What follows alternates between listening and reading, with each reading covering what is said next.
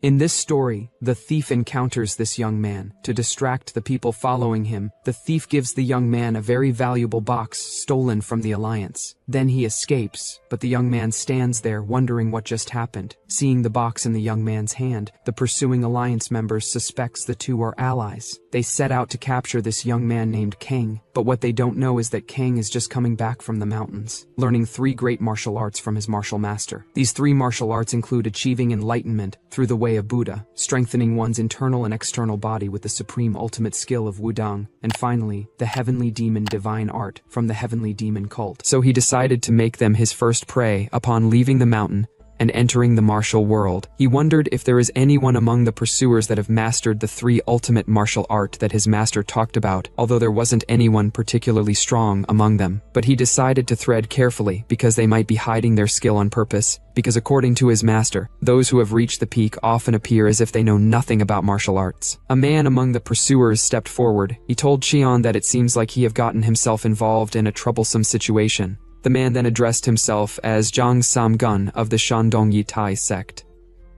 Just from the way he touches his beard, you would know that the man is just a typical side character that would end up dying in the most worthless way possible.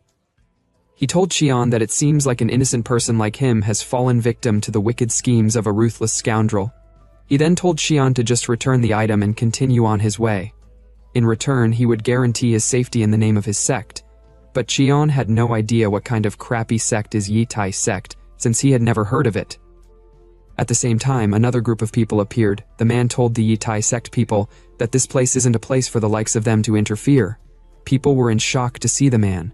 The man is Wang Dai of the Black Intention sect, although they were pissed at the fact that even the barbaric members of the Black Intention sect have come to take a piece of the pie. But they couldn't do anything because he isn't someone they can just mess with like that. Xian was like, what the hell is this all about for another sect to have arrived?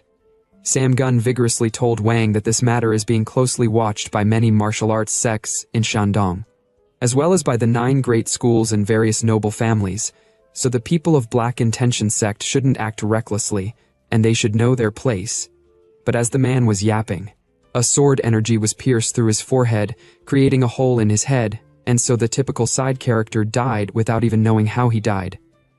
Like for real, he was just yapping, acting high and mighty, as if he is some strong hidden boss or something. No one knew what the hell happened, but they thought Wang was the one who did it.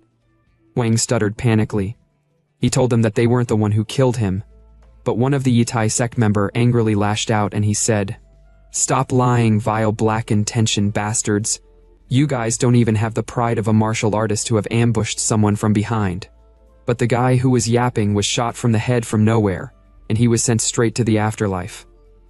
Not just him, multiple bodies started falling down like rain. The main person behind the death then arrived. He told them all to stop talking and fight. Because a real martial artist fight with their strength, instead of flapping their mouth around. Shivers ran down through their spine as they saw the man. The man is Zhu Xiong, and he is popularly known as a demon. Wang, who has only an eye left with the face that is more ugly than that of a chimpanzee, stuttered.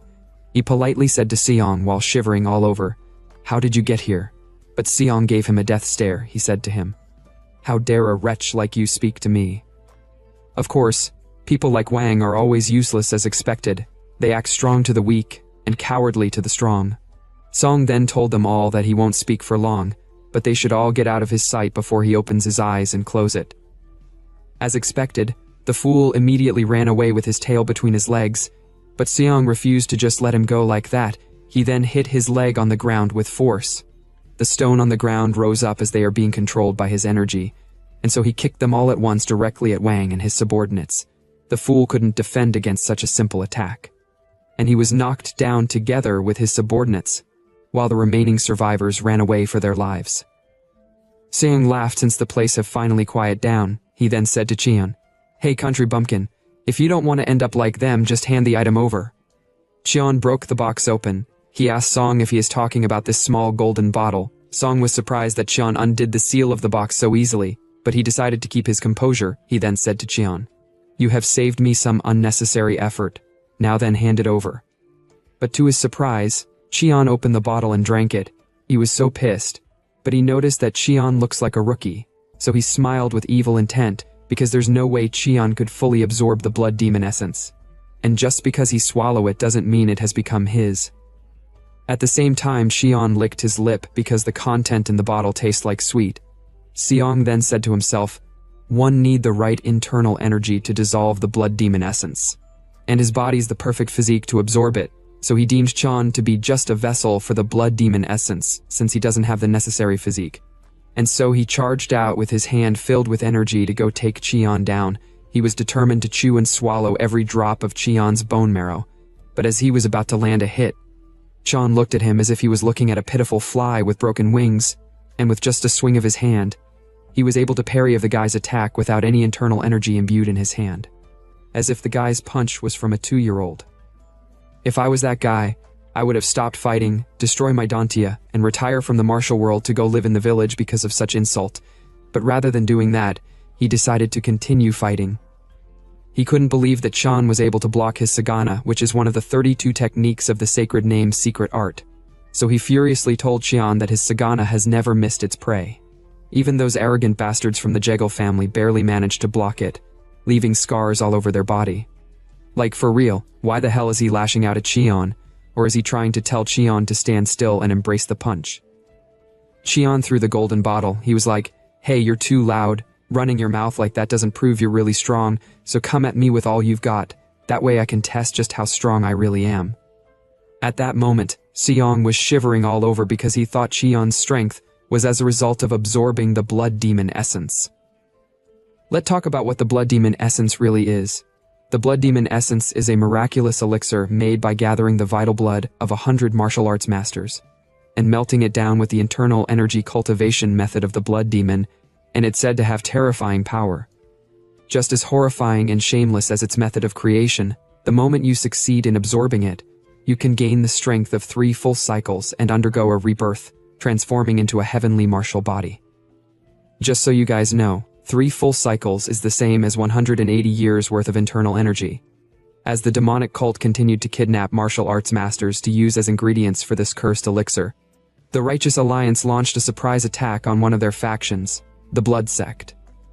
Only after a bloody battle and finally defeating them did the existence of the blood demon essence become known to the world, but whether in the hands of the righteous or evil, the blood demon essence would certainly drench the world in blood simply by its existence, and that blood demon essence has now appeared in Shandong.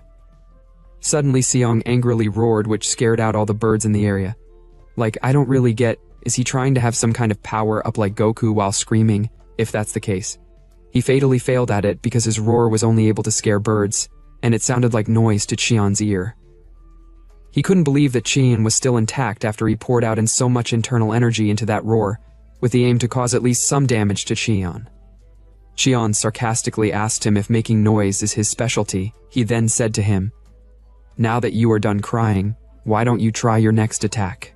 Song said to himself that there must be some mistake because there is no way his attack could be blocked. He then looked at Cheon. He noticed that Cheon was full of openings, so he decided to make use of this opportunity to take him down with his full strength. But Cheon already appeared in front of him before he could land his hit. Cheon smiled. He told him that he got tired of waiting, so he came to him. It was at that moment that he knew that he is in big trouble. Cheon then struck him directly at his abdomen where his dantia is located. At the same time, at another scene, the man who was running earlier was finally killed, and on his hand is the same box that he gave to Cheon earlier. The people who killed him deemed his excessive greed to be the cause of his death, since the blood demon essence isn't something a guy like him could handle from the start. But suddenly, they heard a scream. They immediately noticed that the voice belonged to Seong. They deemed it quite surprising that someone as strong as him would be screaming out in pain like that, although he's wild, and an unruly guy with no real foundation. But his skills at least qualify him to go after the blood demon essence. But they didn't care about him. They decided to leave since they have secured the box, but to their surprise, Song's corpse was thrown at them with a big hole in his stomach, and his corpse rolled down the ground. They were surprised to see that Song was defeated, since Song wasn't someone to be taken down easily. Suddenly, they heard the footsteps of someone approaching them. That someone was no other than Cheon. Cheon was surprised to see another batch of people. One of the side characters then rudely asked Cheon to identify himself, but Cheon spoke back, Who are you to speak to me rudely right off the bat? The guy was like, presumptuous. He then said to Cheon, how dare you show no respect when the future head of the Jagal family is here. The so-called future head of Jagal family told the guy to stop talking. He then asked Cheon if he is the one that put Ju Seong in such state. Cheon was like, is that guy's name Ju Seong? I don't really know, not like I care, but yes, I dealt with him. I didn't think he would die that easily though. The guy who was yapping earlier couldn't believe Cheon, so he told Cheon to stop talking nonsense since Seong is one of the top 100 martial artists in the current martial world. So, there is no way he would expect him to believe he was taken down by a kid. Cheon was dumbfounded at the fact that the guy is such a high-level martial artist. He then told the yapping guy that there is nothing he can do if he doesn't believe him, but he would entertain him if he still want to fight. And he would definitely make him end up like Seong. The guy couldn't believe his ears. He got really pissed, so he decided to teach Cheon some manners. He then told his underlings to go take down Cheon. They obeyed, and they immediately surrounded Cheon. But to their biggest surprise, Cheon wasn't your average Joe, since he was swiftly dodging all their attacks. The so-called future head of the Jagal family had no idea what the hell was going on, although Cheon's stance was full of openings, but he is dodging all the attacks. So he thought maybe it's as a result of him taking the blood demon essence. The yapping guy called the guys who were fighting pathetic fools.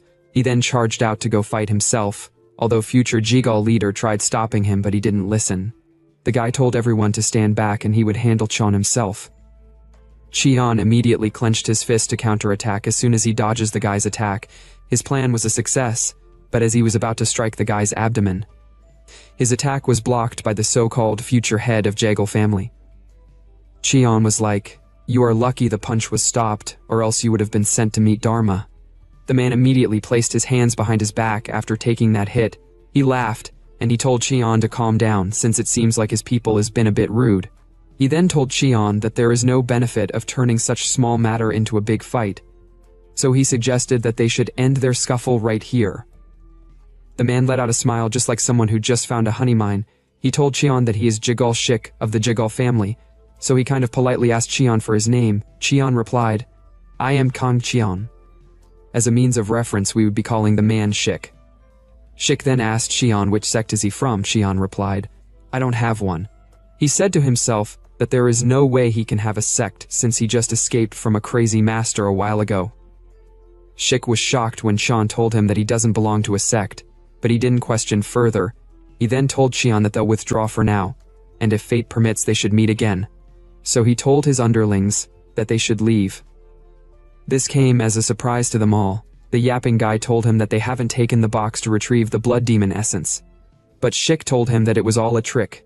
The blood demon essence in his possession was fake. He then showed the yapping guy his hand. His hand was a bit damaged after blocking Cheon's blow.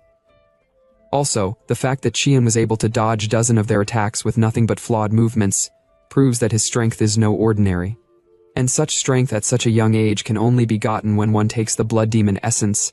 He was sure of it since Cheon is one who killed Jusong, and he is also the one made his palm looks terrible. His strength at such a young age would only be because of the blood demon essence. The yapping guy then asked him what they should do now. Shik replied, there's nothing we can do here, we'll have to rely on the power of the alliance. Shik was like, damn, as if the appearance of the blood demon essence wasn't enough, now there's someone who has absorbed it. He was worried because those vicious scheming demons who have been lying in wait might start moving again to get their hands on the blood demon essence. And so they all left the mountain. Some minutes later, Cheon approached the dead man's corpse. He picked up the box that was on the man's hand. He forcefully tried opening it, but it seems like it was sealed tightly, but it was until he put in all his strength. Almost shitting his pants, that is when the box finally got destroyed. He let out a breath of relief since he thought his hand was going to break. He then put his hand in the box to bring out what is inside it since it has caused him so much trouble. But to his surprise, the content inside the box was a red pill. The real blood essence pill. What he took earlier was just a sweet liquid placed inside the golden bottle. But Shik and the rest misunderstood his strength to be as a result of him taking the blood demon essence. Little did they know that the real blood demon essence was right in front of them all along. Some hours later, somewhere within the Jagal estate, Shik reported to Jagal Cheum, the head of the Jagal family, that Cheon has absorbed the blood demon essence. He had no idea how it was possible for Qian to have absorbed the blood demon essence because, according to what they know, the blood demon essence can only be dissolved with the internal energy cultivation method of the demonic cult. Shik also knew about that, since they shed a lot of blood to learn how to dissolve the blood demon essence. Jom then told Shik that he can't just expect him to believe that someone new to the martial world managed to dissolve the pill without using the internal energy cultivation method of the demonic cult. Shik then decided to show him his hand as a proof that what he is saying is the truth. Qian couldn't believe his eyes when he saw the intensity of Shik's palm injury. And so he finally believed that the pill have really been absorbed by Qian. Shik then said to his father, "Are you aware that there are certain physiques capable of absorbing the blood demon essence?" Qian replied, "Yes, there was one such physique. Until the person who left your hand in such state appeared. And now it seems like there are two physiques capable of absorbing the blood demon essence." Qian told Shik that if what he say is true, then our protagonist is in a very unfortunate situation, because possessing a treasure is a crime, if ever there was one. He then asked Shik if he have found Qian's whereabouts. Shik replied, "Fortunately, he's still within our sphere of influence. He have instructed the people in Jinyang village to treat him well." Shik then told his father that he is yet to report the blood demon essence being absorbed to the Alliance. Qian said to him, "That's good, there's no need to reveal it yet." But suddenly, someone appeared. The person said to them, "You are all having quite the interesting conversation. The man is one of the elder of their clan." Shik was shocked to see him, so he asked the elder if he overheard what they said. The elder told them that there is no way he won't. When they were talking so earnestly, he then sat down and he let out an evil smirk. The elder name is Taiyong, and he's nicknamed Changwang Fist. He is the tyrant of Shandong, a supreme master even the Jegal family can't easily handle. When the power of the demonic cult became overwhelming, the martial world formed an alliance to oppose them. The alliance is called Nine Great Schools. Although Taiyong is not affiliated with the Nine Great Schools, yet he is considered just below the top 10 martial artists of the current martial world. This is why, despite their formidable power, the Jegal family is on edge about his appearance. Taiyong overheard all they said about the blood demon essence. He then told them that it would be better if they all kept their mouths shut about it. Shik said, "What do you mean by that?" Taiyong replied, "It means that what I heard could be forgotten if necessary." There is quite some schemes going on there, each of them trying to outsmart one another. Taiyong then stood up to be on his way out. Shik politely bid him farewell. On his way, Taiyong decided to make Jinyang village his next destination in order to capture Qian and take the blood demon essence for himself.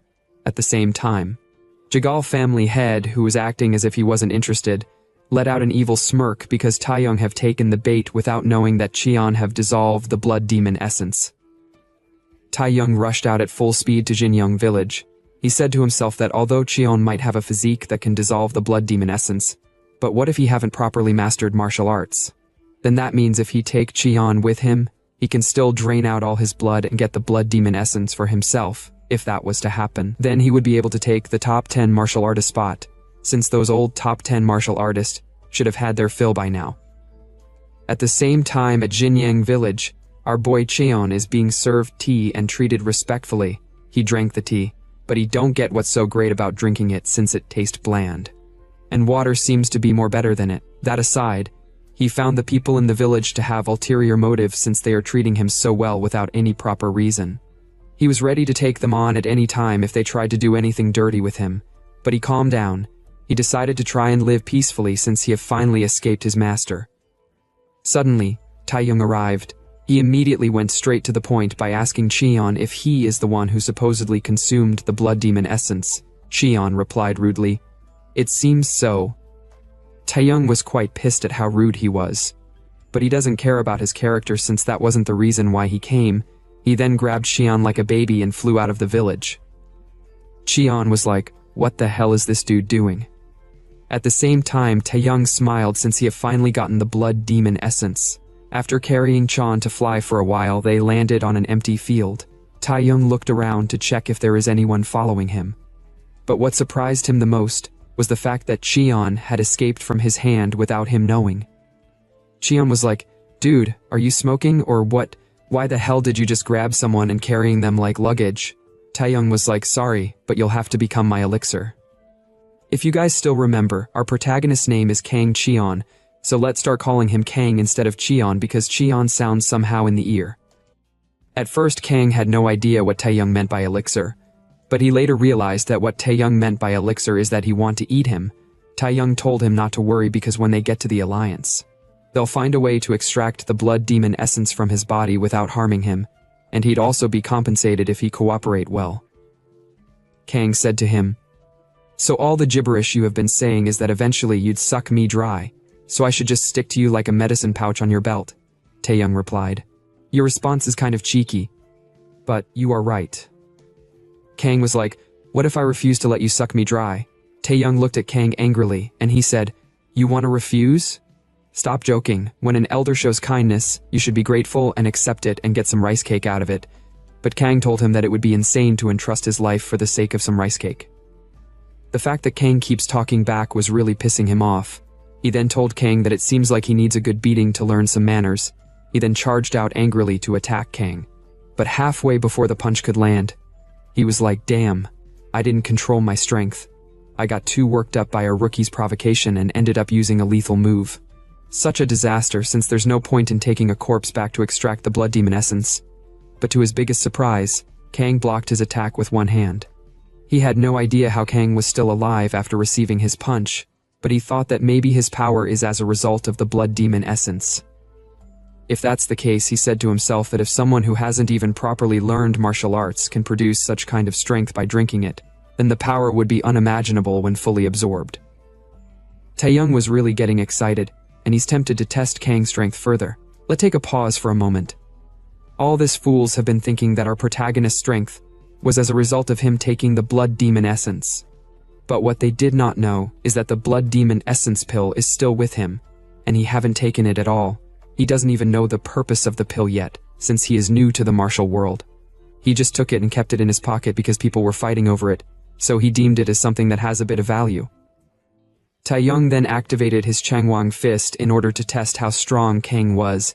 He then launched multiple jabs at Kang, but Kang confidently blocked all the attacks with ease. Taeyong continued testing out the limits of Kang's strength. He was impressed to see that even though Kang's movements are clearly those of a beginner, but he's managing to discern the strengths and weaknesses of his technique. But what surprised him now is that Kang's power is already surpassing his, and bang, Kang landed a punch on Taeyong's face. Taeyong immediately stepped back. He couldn't believe that Kang actually hit him. Kang was like, whoa. He was surprised that he landed a hit since he was just swinging randomly. At that moment, Taeyong realized that Kang's strength isn't from taking the elixir, because an elixir can't teach untrained martial arts skills, he said to himself. It must have just been pure luck that my reckless punch was able to hit its mark. He then said to Kang, you've got quite the descent punch. Kang was like, oh, your mouth is still working. But Taeyong furiously told him to shut up, and he'd make sure he understand exactly who he have messed with. He said to himself that he'd have to beat some sense into Kang before he'd listen properly, because at this point, even if he have to kill him, knocking him down comes first. He then activated his Changwang fist. And so he launched multiple jabs at Kang again, but Kang wasn't scared one bit. At that moment, Kang remembered what his master told him while they were fishing. He asked his master if the strongest fist technique is that of Wudang, but his master looked at him without saying anything. Kang was like, yes, of course, excluding my master, is the strongest fist technique that of Wudang? His master replied, it wouldn't be an exaggeration to say that Wudang contains every method of using the body in its fist techniques. Kang had no idea what he meant by every method, so his master explained. He then said, because I have grasped the flow of power, power depends on who uses it and how they use it. If it flows straight, then it becomes the hard fist of Shaolin, which can shatter rocks. If it flows in a circular motion like a wave, it becomes the Wudang fist that can withstand a rock with just a small force. And so, Kang decided to see if he can put what he have learned to use. Standing in front of the punch that Taeyong was sending at him, he quickly found the weakness of his jabs, and he was able to offset his attacks, and bang, he sent Taeyong flying. Taeyong became furious, so he decided to take the fight seriously by powering up like Goku. The Changwang fist that Taeyong was using is rooted in Shaolin. Taeyong was among those called the Soka disciples. They are those who did not leave the temple and are taught by Shaolin. Taiyang once asked his master for the reason why he won't teach him the Yi Jin Jing. His master told him that there is no reason for him to achieve enlightenment in Buddhism, since he is a secular person. But Taiyang told his master that if he can become stronger than others, then he's willing to learn and understand it. His master angrily called him a fool for misinterpreting the teachings of Buddha, since Buddha have never taught someone to become stronger than others. But Taiyang took his master's words as nonsense, because to him, the logic of the world is that you have to win to become strong, and become strong to win. Taiyang was not satisfied with what he learned as a secular disciple, and he never stopped striving to become the best in the world, so starting from the foundation of Shaolin, he reached the pinnacle of his own martial arts through bloody research, and that is how he came up with Changwang Fist. Kang deemed the aura that Taiyang was exuding to be that of a master. He remembered his master telling him that the martial world is filled with people stronger than him at every step. And now he have come against someone that he deemed at least strong. After successful power-up, Taiyang charged out to attack Kang with the determination to tear him apart. But despite his power-up, Kang wasn't scared, because he doesn't consider Taiyang to be one of those stronger people that his master mentioned, and so he dodged Taiyang's punch. At that moment, Taiyang was sweating all over, and he couldn't believe that his Changwang heaven-splitting fist was dodged that easily. But what comes next was completely unexpected. Kang launched a direct blow to his abdomen just like how he had been doing to others. Taiyang couldn't believe that someone that is definitely new to the martial world, with clumsy technique and full of flaws, was able to easily dismantle his Changwang fist, which he perfected over a lifetime of practice. So he was like, who the hell is this monster? Taiyang immediately went down on his knees, groaning in pains, but Kang didn't stop his attack. He grabbed his head, used his knees to land a fatal hit directly on his face, and he immediately went unconscious. After some minutes, Kang woke him up, and his face was looking all beat up as if he was stung by a bee. He had no idea what the hell happened. The only thing he could remember was him trying to use the Changwang heaven-splitting fist on Kang. Only to be countered. He thought he was dreaming since there is no way him, the master of the Changwang fist, would fall to someone so young, and so he tried standing up, but to his surprise he coughed out a huge ton of blood. Kang told him that he should better not push himself, because he have placed a restriction that will shatter his Dantian if he make a wrong move. He told Taiyang that the restriction he used on him is the one his master always used whenever he tried to escape. Taiyang was like, what kind of trick did you use, since restrictions aren't something just anyone can place, and especially not on the body of a master like him? But Kang wasn't interested in his bullshit. He then stepped on his chest with force. He told Taiyang that he seems to be mistaken about something. He told him that he's not as nice as he look, because he have been tormented by his crazy master his whole life. So if possible, he'd appreciate it if he didn't get on his nerves, and so he removed his leg from Taiyang's chest. Taiyang then said, what do you want? Kang smiled since he's now asking the right question. He then said, from now on you are mine. This, our protagonist, seems to be giving gay vibes. I never expected him to have a fetish for muscle men. Some hours later, in the Jagal mansion, Xiom and Shik were scheming and plotting with each other. They were talking about negotiating with Taiyang when he obtains the blood demon essence, over the secret of absorbing energy. They deemed it as a good bargaining chip, since the secret of absorbing energy is something Taiyang desperately desires. Xiom was like, indeed, Taiyang is someone who would definitely sell his soul if it meant reaching the top 10 martial artists, and their Jagal family is willing to buy his soul. Shik added, if we could hold the leash of a top 10 master-level hunting dog and clear the path ahead, then becoming the leader of the alliance of noble families wouldn't be far off. Their schemes and plot were already becoming intense, but they have no idea what is in store for them. Suddenly, someone announced that Taiyang has returned. Shik smiled because it seems like Taiyang have secured the blood demon essence, and so they went out to meet Taiyang. They were surprised to see how beat up Taiyang's face was, so they asked what happened, but Taiyang didn't reply. Rather, Taiyang told them that from now on, he have decided to take Kang as his disciple. Kang then said politely, I am Kang Xion, please take care of me seniors, but Shik and Xiom wasn't happy about it since it seems like they have been outplayed. Let's go back to the time before they arrived at Jagal Estate. Kang told Taiyang that he should become his subordinate, since it's the natural cause of someone that has been defeated. Besides, he hold his life in his hands.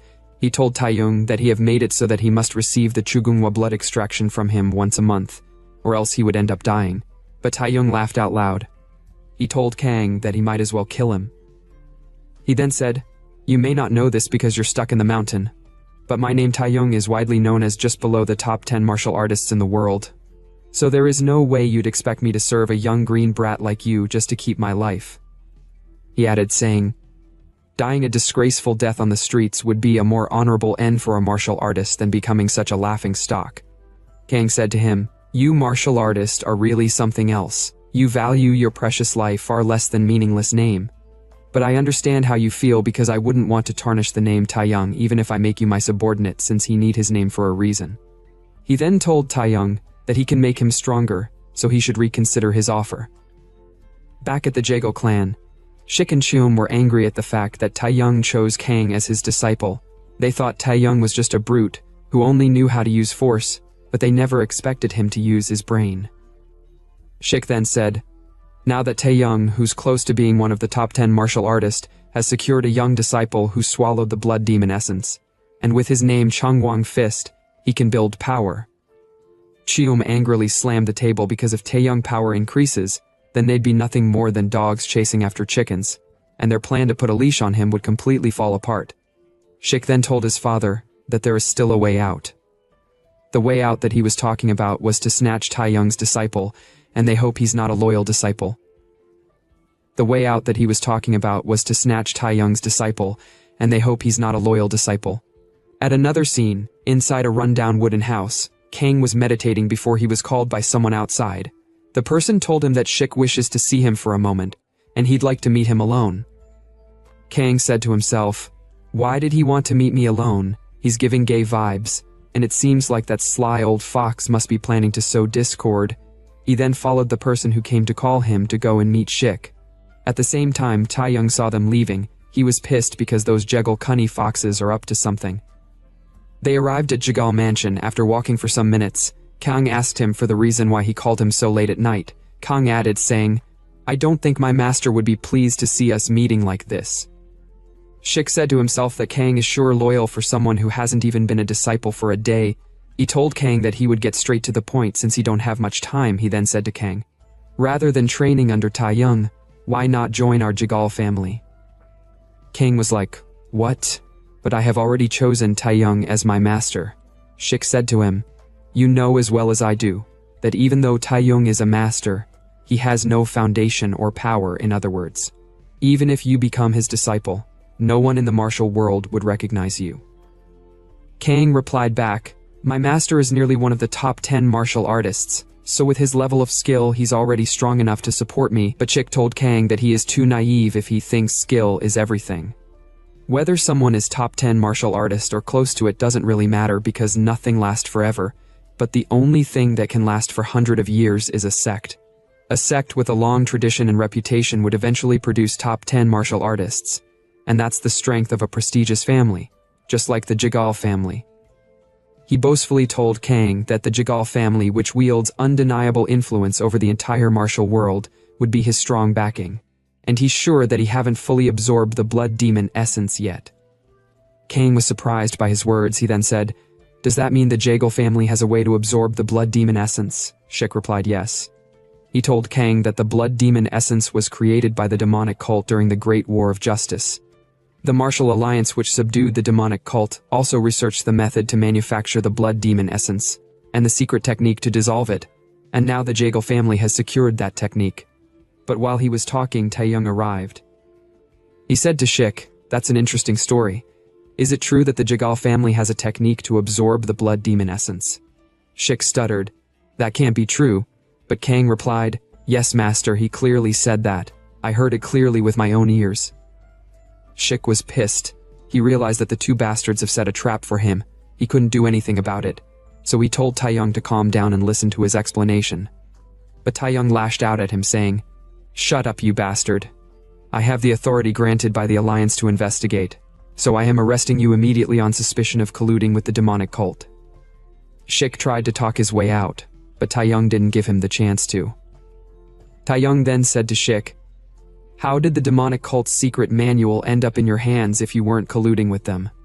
At that moment, Shik realized that he had fucked up since he was caught red-handed. Kang then said, "Master, if I may ask, what is the punishment for someone who colludes with the demonic cult?"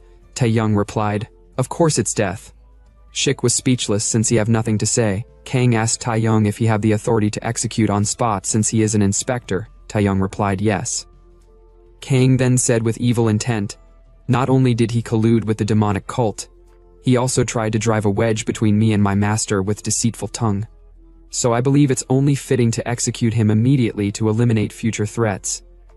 Shik couldn't believe his ears. He wondered how much more did they intend to push him into a corner.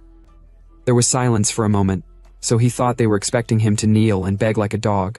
But Kang stepped forward. He told Shik that he will carry out the execution on behalf of his master. Even Taeyong couldn't believe his ears because him executing Shik is different from what he mentioned earlier, but he couldn't do anything because he is working for Kang.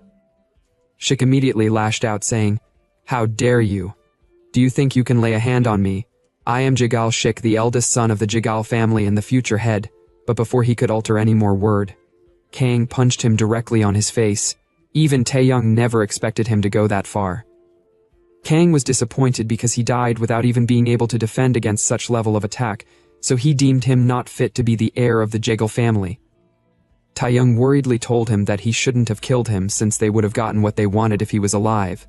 But Kang told him that they need to eliminate any future threats, because if they were to let him live, who knows when the cunning bastard would stab us in the back, Taeyong added. Even so, you've killed the eldest son of the Jigal family, so how are you going to clean up this mess? Kang was disappointed in Taeyong. He then asked Taeyong if he's afraid of the Jigal family, but Taeyong was like, "What? How could you even say that?" Kang told him that the Jigal family is a prestigious name, just as Shik said, but that very name, which is supposed to be their strength, can also become their weakness. Kang then asked Taeyong if he understood where he is getting at. Taeyong replied, "Yes. They can frame not just Jigal Shik but the entire Jigal family for colluding with the demonic cult." Kang said, "Exactly. We'll accuse them of not only collaborating with the demonic cult, but also secretly monopolizing the secret to absorbing the blood demon essence." He added saying, "What do you think would happen if we report this to the Alliance? Even a rumor of their involvement would ruin the Jigal family's reputation for the head of a prestigious family. That's probably the most terrifying scenario." Taeyong told him that, although he might be right, but Jigal Cheom has lost his eldest son, so as a father who's lost his family's future, his instinct will be to seek revenge first. Kang then said to him, that so-called future head only holds value if the Jigal family's name is preserved, so he asked Taeyong if he want to bet whether Jigal Cheom will prioritize revenge for his eldest son, or the honor of his family, but Taeyong couldn't reply. Kang then told him to better handle the situation well, unless he want to fight the entire Jigal family since the old man will be here soon, probably in blind rage.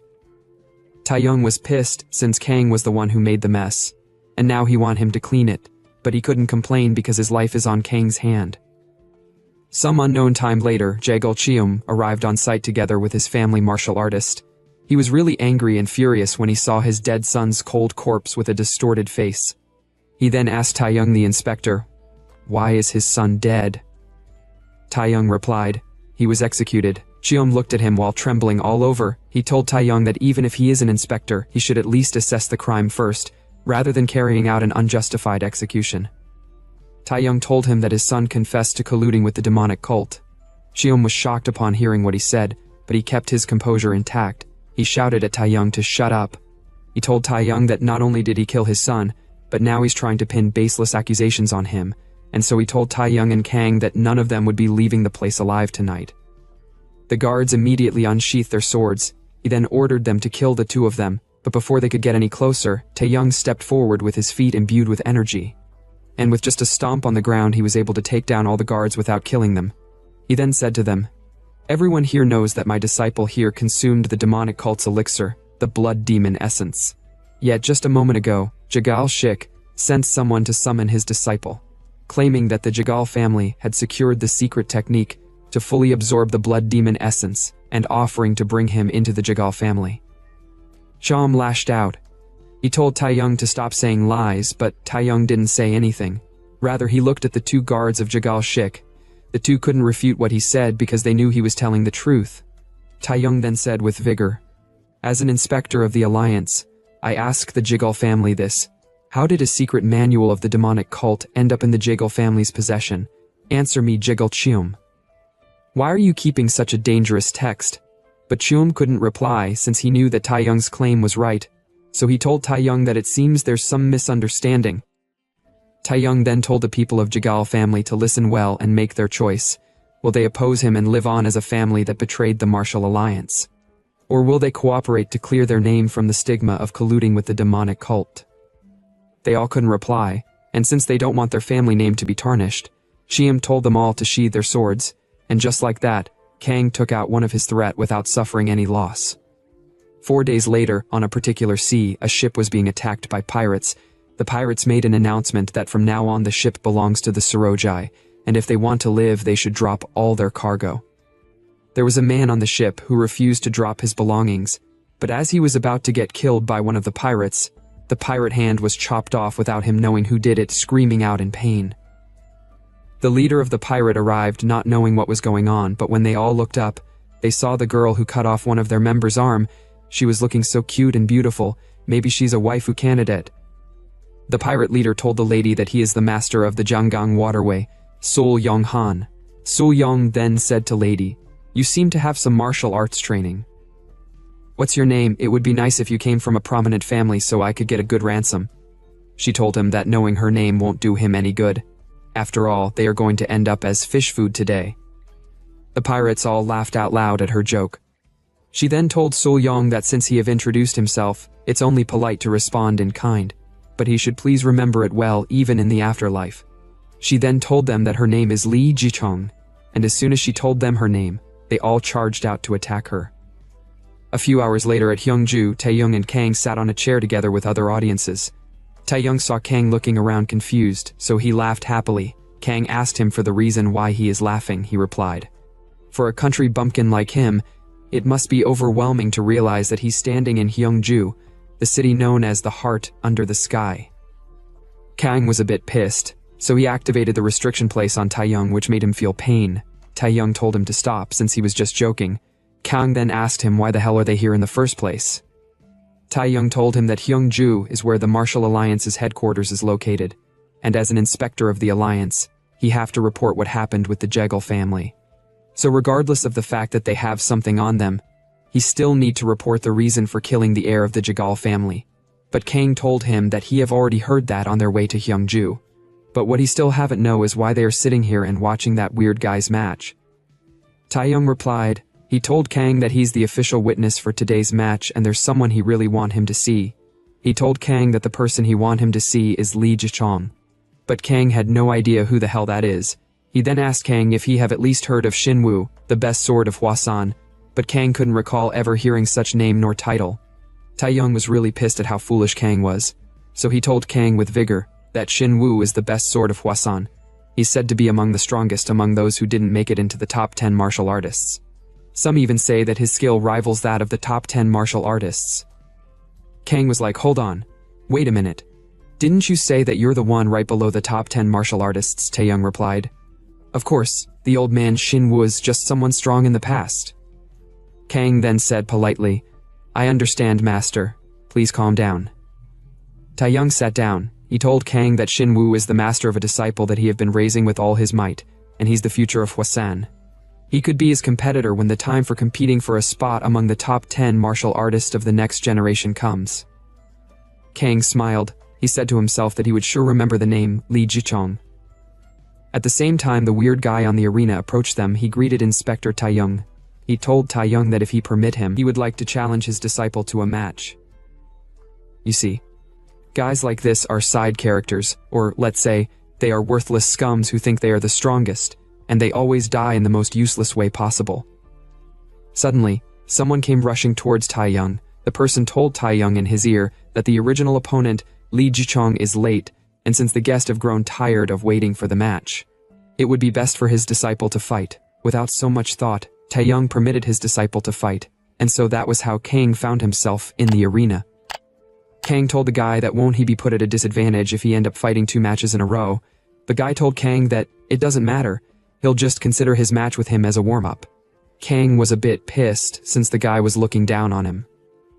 Taeyong said to himself that the guy whose name is Jomgangjo Madan is the top disciple of the dark spirit Huigon, and now a disciple of Huigon who is one of top 10 martial artists, is fighting against his disciple. Although if Kang was to win, his reputation would rise as well, but for some reason he feel like rooting for Madan. Kang told Madan that he would make sure not to hurt him since it's just a warm-up, but Madan told Kang that although he's taking their fight as a warm-up, but he's not planning on being so kind since he never learned how to fight without killing his opponent. He then activated his claw, which is his weapon. At the same time, Kang was ready to make him regret his words, so as soon as the drum sounded, their battle began. Madan immediately took an offensive stance, but Kang was busy doing some weird stance. Even the audience were laughing at him for doing such a stupid stance. They were laughing and making mockery of him for being an unworthy disciple of Taeyong's. Even Taeyong himself was quite pissed. He couldn't believe that Kang was able to block and dodge his move with that sloppy stance. But he said to himself that if Madan dares underestimate Kang, it'd cost him big time. Madan said to himself that he heard Kang is new to the martial world, and that he swallowed the blood demon essence. So he decided to make sure that Kang pay the price for recklessly stepping into the martial world without any proper skills. He then charged out to attack Kang with the aim to kill.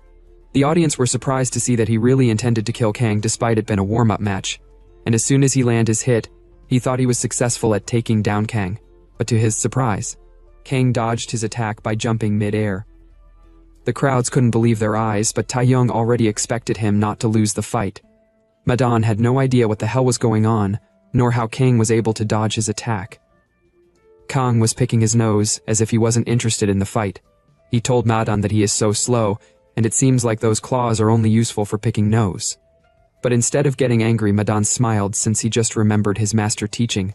His master told him that even when hunting a rabbit, a beast always gives its all. He then said to Kang, "Not bad, but this time, you'll need to give it your all if you want to survive against me."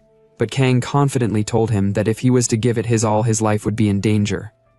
Madan activated his claw, and he told Kang to stop talking and he should take the fight seriously, so he charged out to attack, but Kang was able to dodge his strike. Although he was surprised for the second time that Kang was able to dodge his attack again, but this time around his strike aren't over.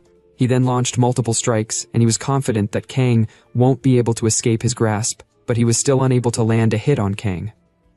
The audience was surprised at how fast he was. They had no idea if he dodged the attack or if he got hit, but since he is still moving, that means he's dodging the attack, although Kang was dodging the attack. But he was quite pissed since the guy didn't come here for a match, but he came to kill, since his strikes are all lethal moves. Madan was already finding the spar to be difficult, and he was like, what kind of training did Kang go through to be this fast? But as Kang was about to land the final hit with his punch, they were both told to stop. They stopped immediately as their attack was about to hit the weak part of their body, and their battle ended halfway since the real contestant Li Jichong has arrived. She apologized for being late while looking messy with blood all over her body. Taeyong and the audience were surprised to see her. At the same time, Madan said to Kang, "You are so lucky, rookie." But Kang told him that he didn't fare so well though. Madan was like, "What do you mean?" But Kang didn't respond. One of the arena supervisor immediately approached Jishong. He worriedly asked her if she's alright because of the blood all over her body, but she told him that it wasn't her blood. And it was those of the bandits that she ran into on her way while coming. And their leader is a man named Sul Yong Han. Everyone was in shock when they heard the name Sul Yong Han. They couldn't believe that she killed the master of the Zhonggang waterway. Even Taeyong was surprised because Sul Yong may have been a ruthless bandit, but his skills were said to be impressive enough to catch the attention of masters. But Kang told Taeyong he isn't interested in knowing the guy, so he should keep his explanation to himself. Taeyong lashed out while telling Kang that he lacks the proper attitude to learn. Madan and Jichong battle began. Madan was like, "Wasan has really fallen. How desperate must they be to stake the future of their sect on a mere girl, although she might attract attention with her pretty face. But he's going to make sure that such a beauty fall today at his hands." There was no movement for some seconds, so Jichong decided to attack first, and so she started doing all those awkward dance in order to prepare for a battle technique. But there would always be some people that would be amazed by those stance. Not me though. Taeyong was amazed to see that she's starting the 24 movements plum blossom sword technique, So he started explaining to Kang that at its peak, it blooms like plum blossoms. But Kang was like, "Can you stop explaining, master? I already know that much." Jishong continued doing her unimpressive movements, but there were some goats that were impressed by it. Madan immediately attacked, since he couldn't wait for her to finish preparing her attack.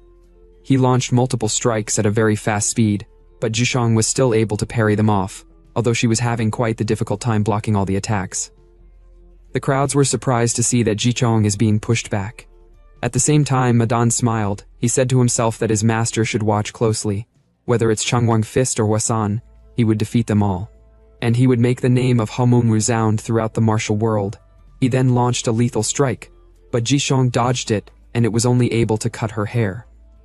Taeyong said to himself that Homon's speciality is its unpredictable and ever-changing techniques, and for a young prodigy like Jishong with lots of training but little real combat experience, the battle would be a tough one for her. He then said to Kang, "My brilliant disciple, who do you think will win?" Kang replied, "The girl will win." Taeyong was surprised by what he said, because the girl is being completely overwhelmed, but Kang told him that although she's overwhelmed, but she's still blocking all the attacks. Taeyong said to himself that what Kang said is true, but it doesn't look like she'll have any chance to counterattack. Kang then said, "It's about time," and as soon as he said that, Madan felt something strange. It was as if his body wasn't in rhythm with him. Jishong, who noticed his weak moments, immediately activated her technique by doing her weird movements, and bang, she struck Madan, but Madan was able to block it. The girl didn't stop at that. And as she was about to launch another strike, she noticed that something was wrong with Madan.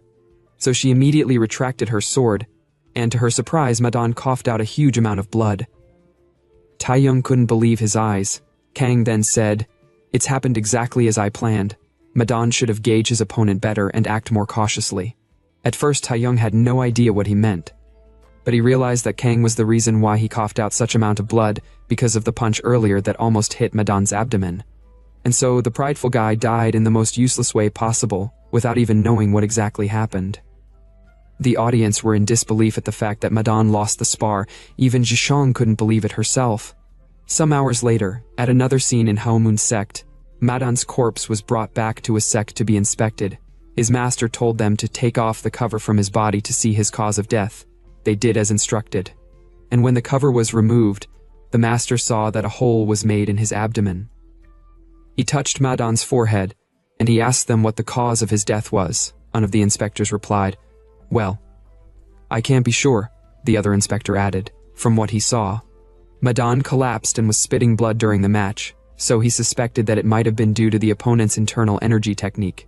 The man then asked them if Jichong used internal energy, but the inspector was unable to reply. The man was really pissed, but he calmed down. He then told the inspectors to ensure that no details are overlooked in the funeral arrangements. They replied, "Yes, master." As the man was heading out, he said to himself that Madan wasn't someone weak. He could have held his own against anyone in real combat, yet he lost to a novice from Hwasan. And on top of that, he was taken down by internal energy. He was really pissed to the extent that he scratched the walls with his hands. He couldn't believe that Hwasan has reached such a level. Same night, in the Miram Alliance, Taeyong and Kang was having a conversation. Kang told Taeyong that deaths can occur during matches. He then told Taeyong not to be pretending as if he is worried about Madan's death since it doesn't suit him. But Taeyong told him, even so. He didn't expect his death because the aim of the spar was to prevent such incidents by having only the senior disciples from each faction compete in order to prevent accidents. But Kang told him that if Madan had won, Jishong would have been dead. Taeyong was like, whatever. He then told Kang not to act recklessly since the atmosphere is tense. Kang said to him, "Why should I do that?" Taeyong didn't reply at first, but he shyly replied, "Because you're too strong." Even him don't want to admit it. He then told Kang that standing out won't do him any good. Kang looked at him and he was like, "Hey, aren't you too immersed in playing the master?" Taeyong couldn't believe his ears. Kang then stood up. He told Taeyong not to overstep. He'd handle his own affairs, and so he left. But on his way, he thanked Taeyong for the advice. Taeyong was quite pissed at himself since he doesn't know why he's even worried about Kang. He was like, just go ahead and die already. At another scene, inside the Martial Arts Alliance banquet hall, while everyone was enjoying themselves, Jishong stepped out of the hall. She wasn't happy about her victory against Madan, because she knows he didn't die because of her attack. She suddenly remembered Kang almost landing his punch at Madan, so she suspected Kang, the person who is the disciple of Taeyong, to be the cause of Madan's death. But while she was thinking, she saw Kang walking through the street. At the same time, the sect leader of Halmoon was watching her from the roof of a building, with his eyes filled with murderous aura. As Kang was walking through the street, he was impressed at how beautiful and lively it was. He was like, no wonder it's called Hyungju, the city beneath the sky. It sure lives up to its reputation. He said to himself that the city really makes him feel like he have finally escaped his master, but he have no idea what to do now since he have never experienced the secular world. He doesn't even know how to enjoy himself properly since there is nothing he knows of, so he decided to just watch people because he thinks it should be the most entertaining thing to do. At the same time, Jichong was following him. She said to herself that the guy seems to be the disciple of Changguang Fist Taeyong, and since she's unable to use Lightfoot Qinggong because of the crowd, she decided to follow the alley, but she suddenly felt a very dark energy, and the next thing that happened was finding herself in a pitch-dark space. She panically looked around since she had no idea what was going on. A voice from within the dark said to her, "To be caught by such a simple trap shows that you are really just a rookie."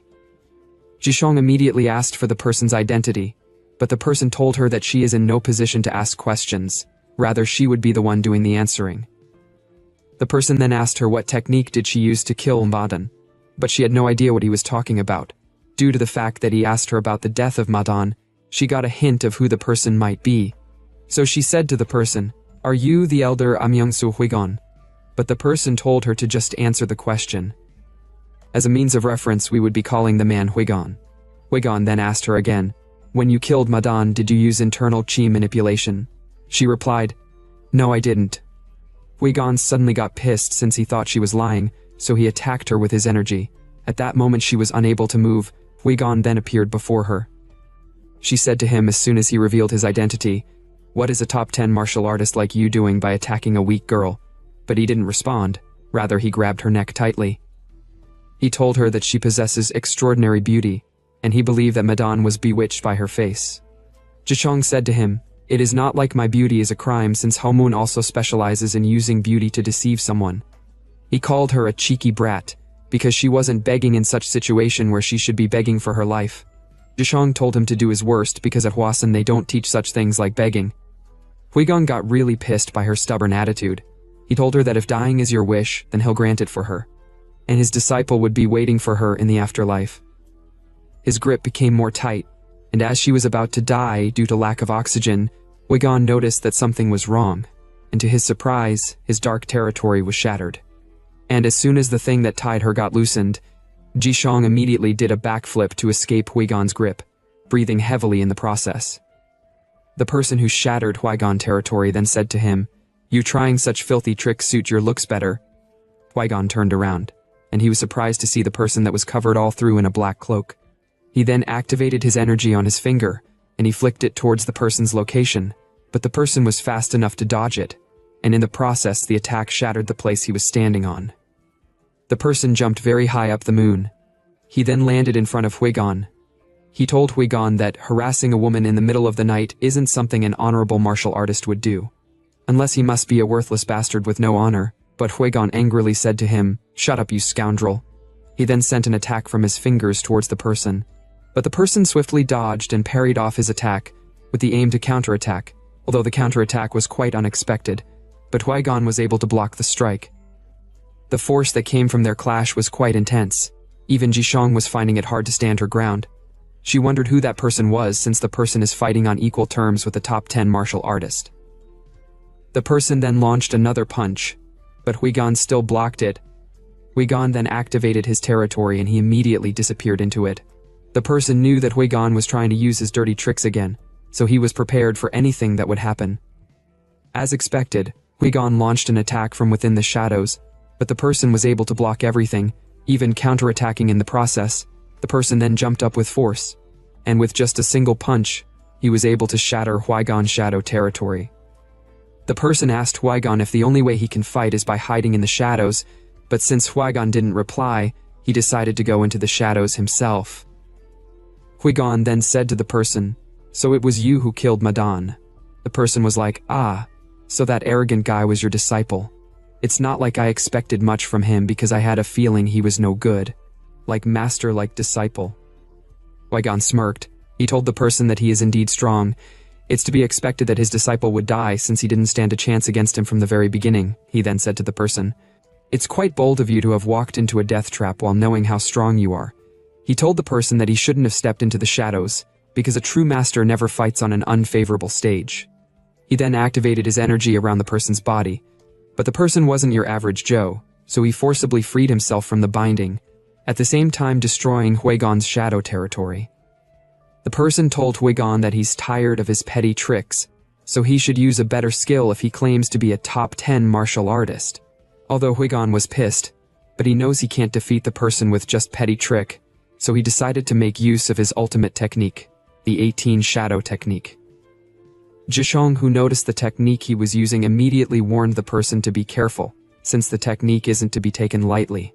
At the same time, Qui-Gon finished preparing his attack, and he launched it directly at the person. There were multiple shadow hands that were sent to Qui-Gon. Zhishong thought the situation was dangerous, so she decided to go and help, but she was surprised to see that the person was countering the 18 shadow technique. He countered it all, and he immediately went to counterattack by launching a swift strike with his hand, but Qui-Gon parried it off with his hand, and he immediately went to hide in the shadows again. But to the person's surprise, something unexpected happened. He realized that Qui-Gon isn't just hiding in the darkness.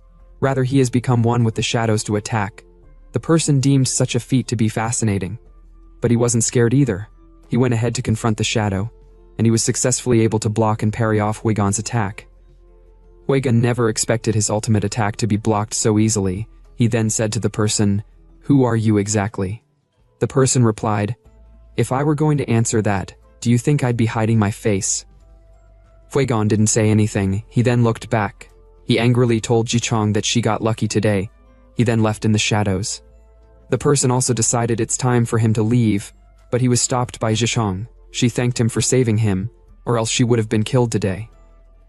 She was like, "I don't know how I'll ever repay this debt." The person was like, well, I wouldn't go that far. Seriously speaking, why did he have to think that deep? It is not like she's gonna offer him her body or something, or maybe she might, who knows. Zhishong then told the person that she would be sure to repay him if he tells her his name, but the person told her that he had no intentions of telling his name. He added saying, "Just in case if someone comes asking for cooperation while discussing what happened today, she might have the chance to repay her debt then." She said, "Okay, I will keep that in mind." The person then bid her farewell. He then jumped and left through the roof. But as soon as he left, Zhishong was like, "The person somehow seems familiar." Morning reached. Taeyong asked Kang where he was last night. He scolded Kang Yu for already sneaking out at night even though he's so young, but Kang was focused on his stretching without replying. He then told Taeyong that he have a request to ask. Taeyong was surprised. He asked him if he is really going to ask for a request, rather than ordering around, since a master never make a request of a servant. Kang asked him if he prefers him giving an order instead, just to remind them of their relationship. Taeyong didn't want that either, so he told Kang to go ahead with his request.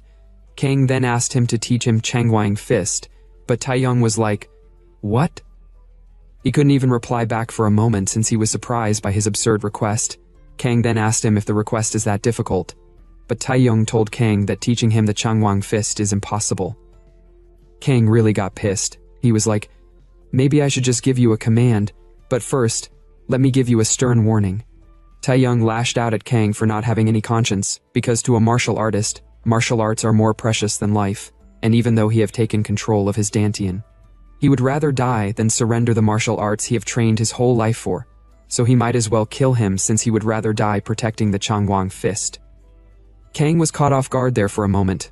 He was like, You do have a point when you put it that way, but officially I am your disciple. People would find it strange if a disciple of Changwang Fist Taeyong doesn't know how to use the Changwang Fist. Taeyong told Kang to stop sugarcoating it up with a reasonable excuse to force him to teach him since he knows what he's really after.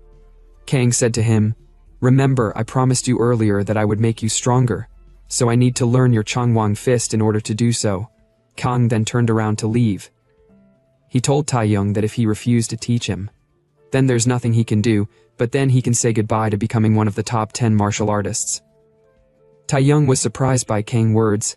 He couldn't refuse the temptation of becoming stronger, and he was like, this guy knows me too well.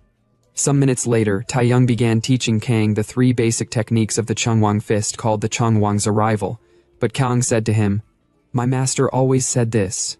If you want to pursue the ultimate martial arts, you must not cling to just one technique. Even Shaolin, which is revered as having the ultimate martial arts, limited itself by focusing only on linear power movements.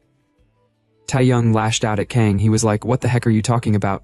Shaolin deliberately concentrated on one direction and took it to the highest level. That's what my Chungwang fist is about. Kang told him in a calm tone, you're right about that, but arguing won't get us anywhere, so take a look at what I am about to do. Kang then began his demonstration. At first Taeyong wasn't impressed by whatever he was about to do, but upon seeing Kang displaying the Chungwang fist basic technique and utilizing it to maximize its output, he was so damn impressed. He was shocked to see the changes in his own technique, because just by changing the connection between the techniques, the destruction power has increased. Kang then said to him, how's it? Have I kept my promise a little bit? But Taeyong was unable to reply for a moment since he was shy to admit the improvement to be great. So he asked Kang without a single ounce of shame if he should teach him a bit more of the Chungwang, but Kang was like, aren't you the one refusing to teach me earlier? Suddenly, someone came to meet Taeyong. He told Inspector Taeyong that a letter has arrived from headquarters. He took the letter and read it, but he was surprised by what it entails. Some hours later in Beijing, Martial Alliance headquarters, Taeyong report what happened to Jigal family to the Martial Alliance leader, Li Zhongseok. As a means of reference, we would be calling the Martial Alliance leader Zhongseok. Zhongseok told him that even if his report is accurate, the incident is too significant to just let it slide, because from the Jigal family's perspective, losing their future head is a huge blow. But what makes it more strange is the fact that they didn't argue about it. He tapped his hand on the table and he said to Taeyong, there is a rumor going around that it was actually your disciple who killed Jigal Shik, but Taeyong replied with a bit of panic in him, it's just a rumor.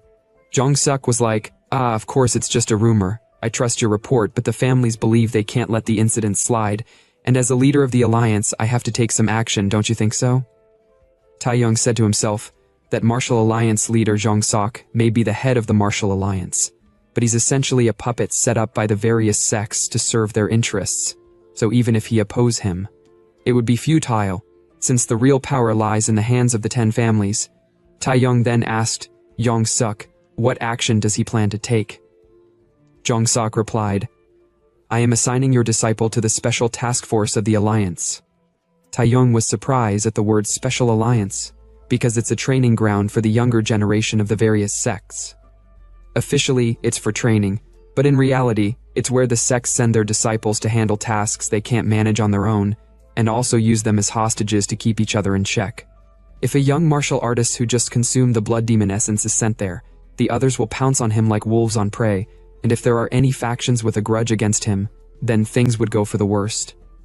Zhongseok told him that there is one more thing. He want him to take command of the task force. Taeyong was like, do you mean me? Zhongseok replied, of course, or don't you want to? Taeyong told him no, of course. It would be an honor. But isn't that position usually held by a top 10 martial artist? Even the current commander of the task force, Namgung Chong, is a top 10 martial artist. Zhongseok said to him while about to drink his tea, does it say anywhere that the task force commander must be top 10 martial artist? Even Namgung Chong should be retiring soon, besides. The generational gap is becoming too wide. Taeyong said to himself that what Zhongseok said is nothing but a convenient excuse, since he's planning to throw Chong into the mix, while knowing it will cause trouble. And he wants him to clean it, so whatever happens, the blame will fall on him. What a cunning man indeed. Zhongseok then told him that once Namgung Chong returns, he'd hand over command to him, so he told Taeyong to be prepared. Taeyong was like, what's Namgung Chong doing in Henan? Zhongseok replied, there are rumors that remnants of the demonic cult have appeared. Taeyong said to him, if they're just remnants, there's no need for an old man like him to go out personally. Or is there something I don't know about? Zhongseok replied, there have been reports of Jiangxi appearing, and it might even be a poisoned Jiangxi. So Namgung Chong has taken the first squad of the task force to eliminate them. Taeyong asked him if the first squad he's talking about is the squad he is thinking about. Zhongseok replied yes, That child is among them. Some unknown time later, somewhere in Hanam, in a mountain, there were numerous corpses on the ground, and they were all being attacked and killed by a jiangshi, and as the jiangshi was munching the person it just killed. It was attacked by a sudden sword energy, although it tried dodging it, but its hand was cut off, and it was done by a man named Namgung Chong. Chong was pissed since the demonic cult bastards have finally created a monster. The jiangshi rushed to attack with it one hand. Such a monster would still try to bite even if all its limbs are severed, and the only way to kill it is by cutting off its head to incapacitate it. And so Chong chopped its head down, but it was still struggling, so Chong pierced its head with his sword. Chong was like, true to its name, it's relentless to the end. He then asked his underlings how many poison jiangshi are left. The person told him that they have dealt with 2, so there's 1 more left. Suddenly, someone came rushing over. He told Commander Chong that he should come take a look at something. After walking for a while, they arrived at a place where a jiangshi was killed. Chong was surprised to see the jiangshi corpse, but he deduced that it must be the doing of the kid named Sangyeon Rin. The kid is known as the hope of the martial world who might break the top 10 masters system that have lasted for decades, and the guy is known as the next generation greatest martial artist. Honestly, I don't know why the guy is jumping up to the sky. Maybe it seems like he is fighting something in the sky. Some unknown hours later, at the Special Task Force training ground, many martial artists were training, but as soon as a guy came over, they started covering their nose because he smells quite bad. Even the guy didn't realize he was smelling until he smelled himself, so he immediately apologized shyly. Someone approached him, and he said to the guy that he thought he smelled something foul, but it turns out that a beggar walked in. The guy who was smelling was like, "Oh, it's you, the one they call the 3-talent Namgung Cheol." Cheol was surprised that the beggar knew him. The smelling guy was like, "Of course, your reputation is well known in the martial world, and you're known as the #1 candidate to inherit the Namgung family, known for excelling in 3 areas. Cheol was feeling himself at that moment, but he acted as if he doesn't care about praises. He said to the smelling guy, "Is my name that famous?" The smelling guy replied, "Indeed." He told Cheol that first, his swordmanship is exceptional. The second is that he have a talent for poetry and literature. And the third is, he have a way with women. Cheol was like, "What the hell are you talking about?" But the other guy in the area started laughing because what the smelling guy said was true. He then asked the smelling guy about his identity. The smelling guy was like, "Are you talking to me?" But someone touched him from behind all of a sudden. The person said to him, "Hey Jong Sam, how are you doing?" The guy was surprised to see the Shaolin guy named Cha Yun Gun. The smelling guy whose name is Jong Sam was like, "Ah, I knew you'd be here." Without the future of Shaolin, the Special Task Force would be nothing but an empty shell. At the same time, Sheol was surprised that Sam is acquainted with the future of Shaolin. As a means of reference, we would be calling the smelling guy Sam, and as for the Shaolin guy, we would be calling him Yun Gun, while the so-called handsome guy would be called Cheol. Yun Gun asked Cheol if it's the first time meeting Sam. If that's the case, he told Cheol that the smelling guy is Zhang Sam, and he is the 6th disciple of the beggar sect. Cheol was surprised that Sam is a 6th disciple. Sam asked Cheol if he's surprised that someone as young as him is already at the 6th knot, so he told him not to be too surprised since he have got some luck. Cheol said to himself that he knows about the hierarchy of the beggar sect. The sect leader is at the 10th knot, the guardians are at the 9th knot, and the key masters are at the 8th knot. But what's surprising is that someone his age is already at the 6th knot. Sam then asked them who else besides them have arrived, but to his surprise he saw Li Jishong, and over at the other side is the Ice Princess of the North Sea, Seol Aeron. He was like, it's hard to say which of them is beautiful, but he was surprised to see that Cheol was already blushing for the pretty girls. So he placed his hand on Cheol's shoulder, and he said to him, as expected of the 3 talents, always after pretty girls. Yun Gun then asked Sam if he knows who the person that just arrived is, but Sam doesn't know about our protagonist since he haven't seen him before, but he suddenly remembered who he was. So he told them that if his information is correct, the person is the one who consumed the blood demon essence. Upon hearing the blood demon essence, they realized that he is the one they say Changwang Fist Taiyang took as a disciple.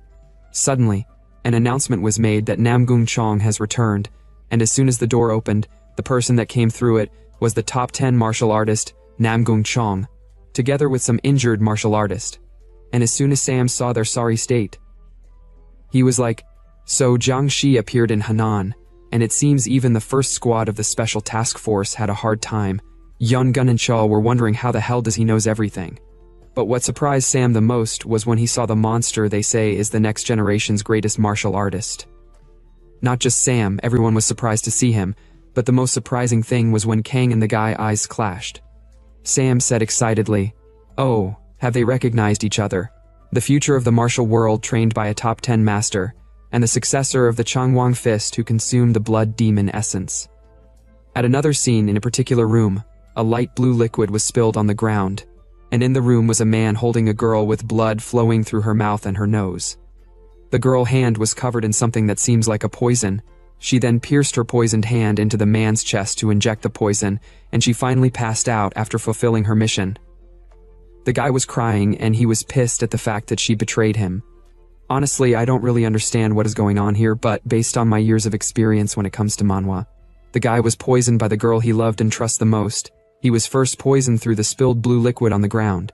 That liquid should contain something that disperse energy for a short period of time, making him unable to use his strength, and the girl injected the final poison by piercing his chest before she died. The guy then coughed out blood. Since the poison had finally taken effect, someone then approached him from behind, and he said, "Aren't you one of the top 10 masters in the martial world?" As soon as the poison guy saw the man, he immediately charged out to attack him angrily. But the poison guy was already weak because of the poison in his body. As a result of that poison, multiple holes appeared in his body, which caused blood to be gushing out from his body. As if multiple holes were dug into his body, and so his attack was ineffective. He was then taken down in one strike by the man. The man said to him, "A genius who has reached the pinnacle of poison mastery, welcome to the land where poison overflows." Some unknown time later, a group of martial artists were walking in a line, while Taeyong was riding on a horse. The martial artists were already sweating and getting tired. Even Sheol was sweating all over due to the scorching sun. He was like, "So this irritating environment is the source from which the Sichuan Tong clan extracts poison. No wonder even insects and frogs would get poisoned." He added saying, "Even though their mission is to mediate the conflict, but it feels like they'll be steamed to death before they even meet those man-tribe folks." He then decided to ask Sam something. But Sam told him not to talk to him because even opening his mouth is exhausting. But Sheol didn't care either. He then whispered at Sam's ear. He asked him if it is true that the Taeyong martial artist has reached Hwakyung. Just so you guys know, the formal name for Hwakyung is Jowakyung. It is the first stage becoming an absolute master. Hwakyung means Flower Sutra, while Jowakyung means Harmony Sutra. So we would be using Harmony instead of Hwakyung.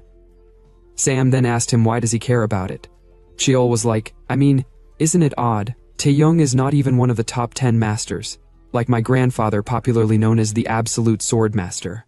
But he became the captain of the Special Forces." But Sam said to him while killing the fly around him, the fact that Taeyong single-handedly suppressed the rebellion of the Jagal clan. And considering that a remarkable figure who absorbed the blood demon essence chose him as a master, must mean he proved himself to be worthy of his position. Sheol was like, now that you mentioned it, it makes sense, so it's true that he reached Harmony, but to his surprise Sam was nowhere to be found. Sam approached Kang. He excitedly told Kang that he is Jiang Sam from the Beggar's Sect, so he stretched his hand to greet him. Kang looked at his hand suspiciously, but he decided to greet him. Sam then smirked, and as soon as he shook Kang's hand, he activated his energy to test Kang's strength. But Kang, who realized what he was up to, decided to play along by activating his own energy. Sam was like, what the heck is this grip strength of his? He was shaking all over, while saying to himself that, it's not just Kang grip strength that is the problem.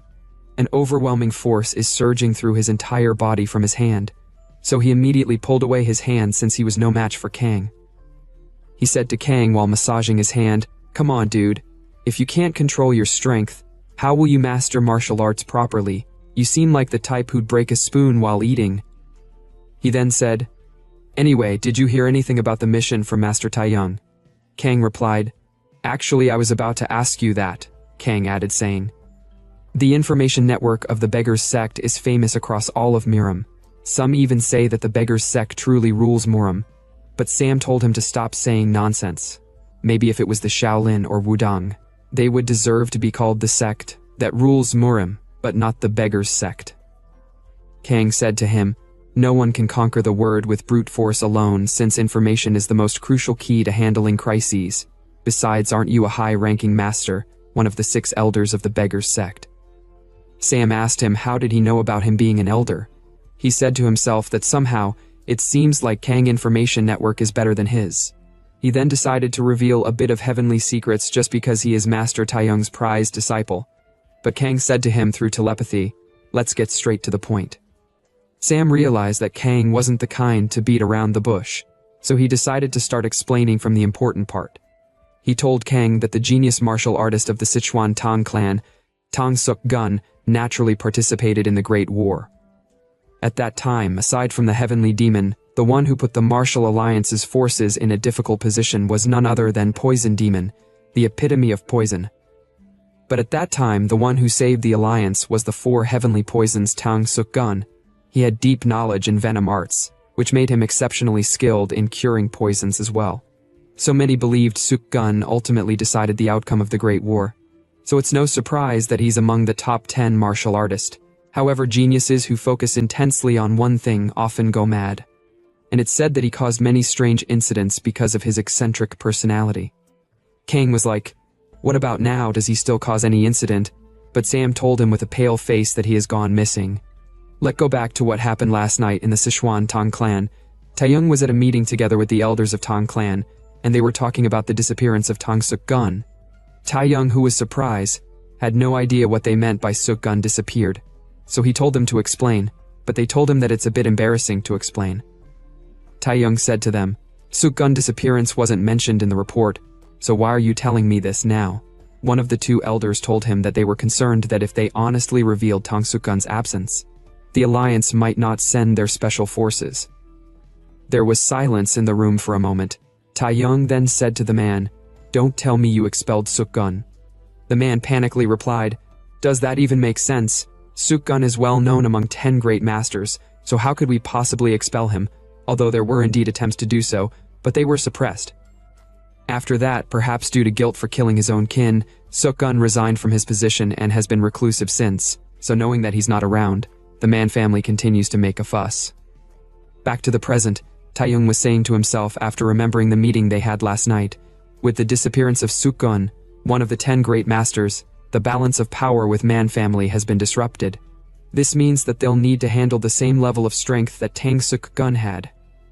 Suddenly, he noticed something strange from his horse, and before he knew what was happening, the horse coughed out blood through its mouth and eyes, and it died.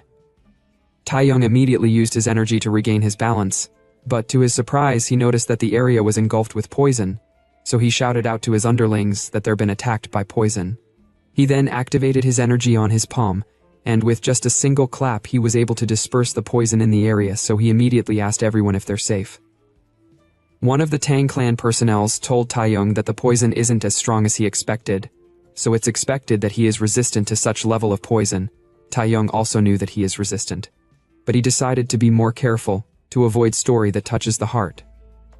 He suddenly became worried. He said to himself that although the vanguard is all occupied by the sect's elite guards, but the rear guard is only made up of the special unit's secondary forces.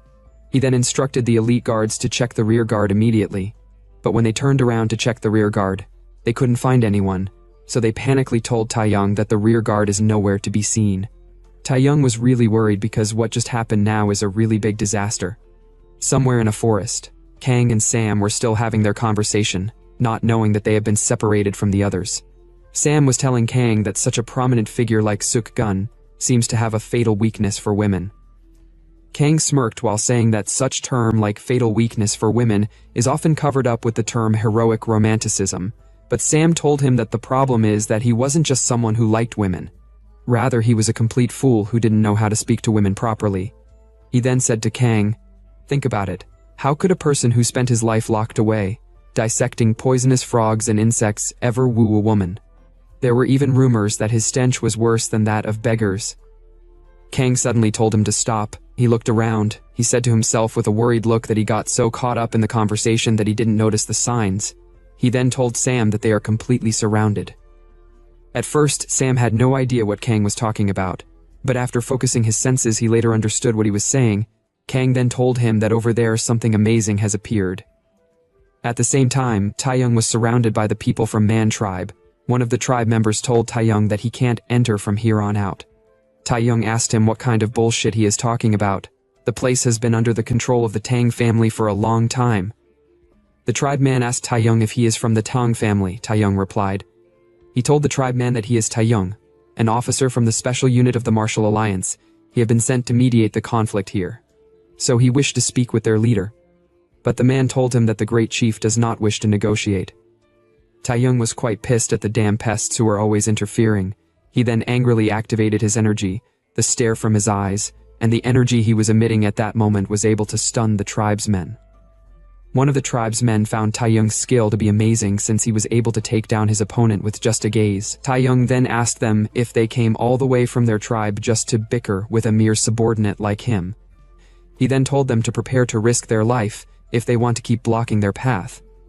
But despite the fact that Taeyong was suppressing the tribe men, one of them told Taeyong with a very strong resolve that whether it's the Tang family or the Martial Alliance, they won't be able to do anything on their land. But before he could finish his words, Taeyong angrily charged out and he grabbed the guy by his neck and slammed him to the tree, shattering the tree into multiple pieces. The other tribesmen immediately rushed to attack him. Taeyong activated his energy to counterattack. He then grabbed the guy who was flying to God knows where by the leg, and bang, he slammed him on the floor. At the same time, one of the rearguard elites were happy at the fact that they have a real expert with them. Two of the tribesmen rushed to attack Taeyong from behind, but Taeyong grabbed them by the neck, rendering them useless and unable to move, but suddenly, an attack was shot directly at him. So he jumped out of the way to escape the attack, which caused quite the explosion upon impact with the ground. Sam then asked Kang what the hell just happened. Kang told him that it seems like they finally arrived. Sam worriedly told Kang that it seems like something is happening on the front line. He then said, "Shouldn't we hurry and join them?" But Kang told him that there is no way they can join them because they are surrounded right now. Sam added with vigor, "Then we need to break through the encirclement." Kang told him that, although they are surrounded, but they're not attacking, that means that they don't want them to interfere. They probably just want to deal with the Tang family, so he told Sam that they should wait for now, and Master Taeyong might find a way to solve the situation. Sam was happy since Taeyong is a high-level expert who has reached the state of harmony, so there's nothing to worry about. But Kang said to him, "Are you sure he's at the harmony state?" He then said to himself that if Taeyong can properly use what he have taught him, then he would be able to survive even if he's not at the harmony state. At the same time, at the place where Taeyong was, the person who shot the attack earlier was the great chief of the tribesmen who just arrived on site. The chief then walked towards Taeyong. His steps alone was making the ground tremble. Taeyong asked the chief if he's finally willing to talk, but the chief told him to step back because they will not concede the land. Taeyong was like, "Is there any need to be so rigid? We're just trying to get along." The chief then said to Taeyong that there was someone who came here in the past saying those same words. Using the excuse of researching poison, he defiled our sacred land. He killed innocent tribes and destroyed this land. Taeyong then asked him if the person he is talking about is from the Tang family. The chief replied yes. He can't just reconcile with such an enemy as if nothing happened because there is too much accumulated blood and hatred for that. He then told Taeyong to be careful that they are not taking revenge. So he should leave at once. Taeyong was quite speechless. He said to himself that what is the Tang family really doing here? He told the chief that he understand his position, but with that attitude of his, they'll only keep spilling each other's blood. His words really pissed the chief off, so the chief then moved at a very high speed, and he appeared in front of Taeyong with an attack, but Taeyong blocked the attack with his hand. He excitedly said to the chief that he had been waiting for this moment, because negotiation is much easier when fighting. Taeyong then launched a swift punch at the chief, and bang, there was a collision, but for a moment no one knew who won the fight, but to Taeyong's surprise, the chief blocked his attack with just one hand. The chief was like, "You're not in the state of harmony based on the strength you've displayed." At that moment Taeyong was sweating in fear. He then retracted his hand and he stepped back immediately. Taeyong said to the chief, "How did you know that I am not at the harmony state?" The chief replied, "I have met one, a high-level expert in the state of harmony, and I have even killed one," and so, within the blink of an eye, he appeared behind Taeyong. Taeyong immediately used his elbow to launch an attack, swiftly turned around to attack the chief. But with just a single palm, the chief sent Taeyong flying, making him cough out a huge amount of blood in the process. Breaking multiple trees with his back due to his falling force, and bang, he finally stopped after landing on a tree. Taeyong, with his big stature and muscles, was rendered to waste. He was shaking all over due to the pain. He then used all his strength to stand up. He couldn't believe that the chief killed a high-level expert in the state of harmony, since there is no way that someone who is trained in such a remote place defeat a high-level expert in the state of harmony. Taeyong then went on his knees, since he no longer got the strength to stand. At the same time, Jichong was playing with a frog somewhere within the forest, until she felt a sudden tremor. Even Sam felt the ground shaking, but when he turned around to talk about it to Kang, he realized that Kang wasn't there. Kang was running at an incredible speed towards where Taeyong was. He said to himself that the Men tribe might be too much for Taeyong to handle. He then increased his vision range to see what is happening. At the same time, the chief told Taeyong that he'd use him as a warning so that others won't come to their land again, and as he was about to strike Taeyong, he felt the presence of someone looking him from the forest. So he immediately turned around to see who it was. He could feel that the person was strong, so with a worried look on his face, he wondered who the person was. He never expected there would be a master hiding in the background. Without so much of a thought, he told his tribe's men that they're retreating. He then told Taeyong that he's letting him leave today, but he should remember clearly that today he didn't use the 1,000 poisons. The Tang clan members were in shock as soon as he mentioned the word 1,000 poison. Kang also heard what he said, so he wondered what the hell is 1,000 poisons. Nighttime, at another scene inside a house, Taeyong coughed out blood while being treated by Kang. Kang told him that his internal organs are completely damaged. It's fortunate that he have the proper antidotes to cure the poison of the Sichuan Tang clan.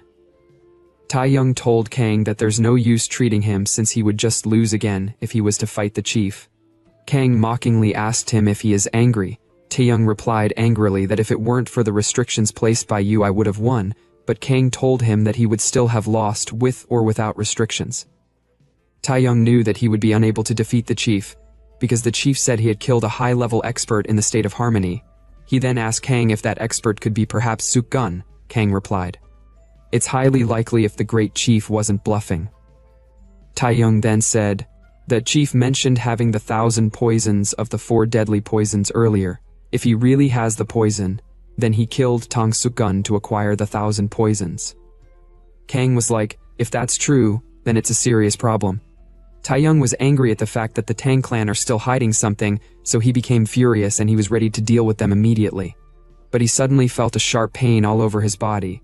Kang told him that with that body of his, he won't make it 10 steps before dying. He then told him to hold on. He placed his hands on Taeyong's back to scan some areas. He told Taeyong that right now an emergency treatment is necessary. At another scene, in the Sichuan Tang clan, one of the elders of the clan couldn't believe that Tang Sukgun is dead after hearing the news. He lashed out, saying that there is no way one of the top 10 experts would lose to a mere tribal chief in the outskirts, so it doesn't make sense, so he told Taeyong that the chief is probably bluffing. Taeyong said to himself, and he was like, ugh. At times like this guy really need to shut his mouth up. He told the elder that the great chief talked about the 1,000 poisons, and he spoke as if he possessed the 1,000 poisons. The man told him in a low tune that it must be an exaggeration as well, but Taeyong furiously slammed the table. He asked them, "Where the heck is the 10,000 poison then?" But the 2 men were unable to reply. Taeyong told them furiously that since the great chief mentioned it, it's clear that it exists, and if he doesn't have it, then it must be with the Tang clan, so he asked them to show him the poison. The man couldn't reply at first while sweating all over. He asked Taeyong what he intended to do with the poison. Taeyong replied, "Unfortunately, that's the only way to deal with the great chief." The 2 men's face immediately went pale. At the same time, Kang was watching them through the roof undetected. He said to himself that if the 1,000 poisons are in the Tang clan, then what about the 1,000 poisons the great chief has? Which one is real or fake? While he was on the roof, Jishong saw him standing there. She was comparing the standing image of Kang with that of the person that rescued her from Huigon. Kang then jumped down from the roof while dancing in the moon, and he swiftly landed on the ground, but he never expected to see Jichong. He was hoping that the Tang elders wouldn't notice that he used the celestial eavesdropping technique to spy on them. He then told Jishong to allow him pass through, but As he was leaving, she stopped him. She said to him, "You must be Officer Taeyong's disciple." She then addressed herself as Yi Jichong of Hwasan. Kang told her that he have heard her name before, and she's known to be Hwasan Rising Star. But she told Kang that such a title is too grand for her. Kang told her not to belittle herself since she killed the head of the Changjiang waterway, and even defeated the top disciple of the Shadow Master Huigan. So with such achievements, she certainly deserved the reputation. But she told him that the results of the martial competition cannot be considered a true reflection of her abilities. She then said to him, "Didn't you spar with Madan before me?" Kang immediately swallowed his saliva. He shyly told her that it was just a warm-up.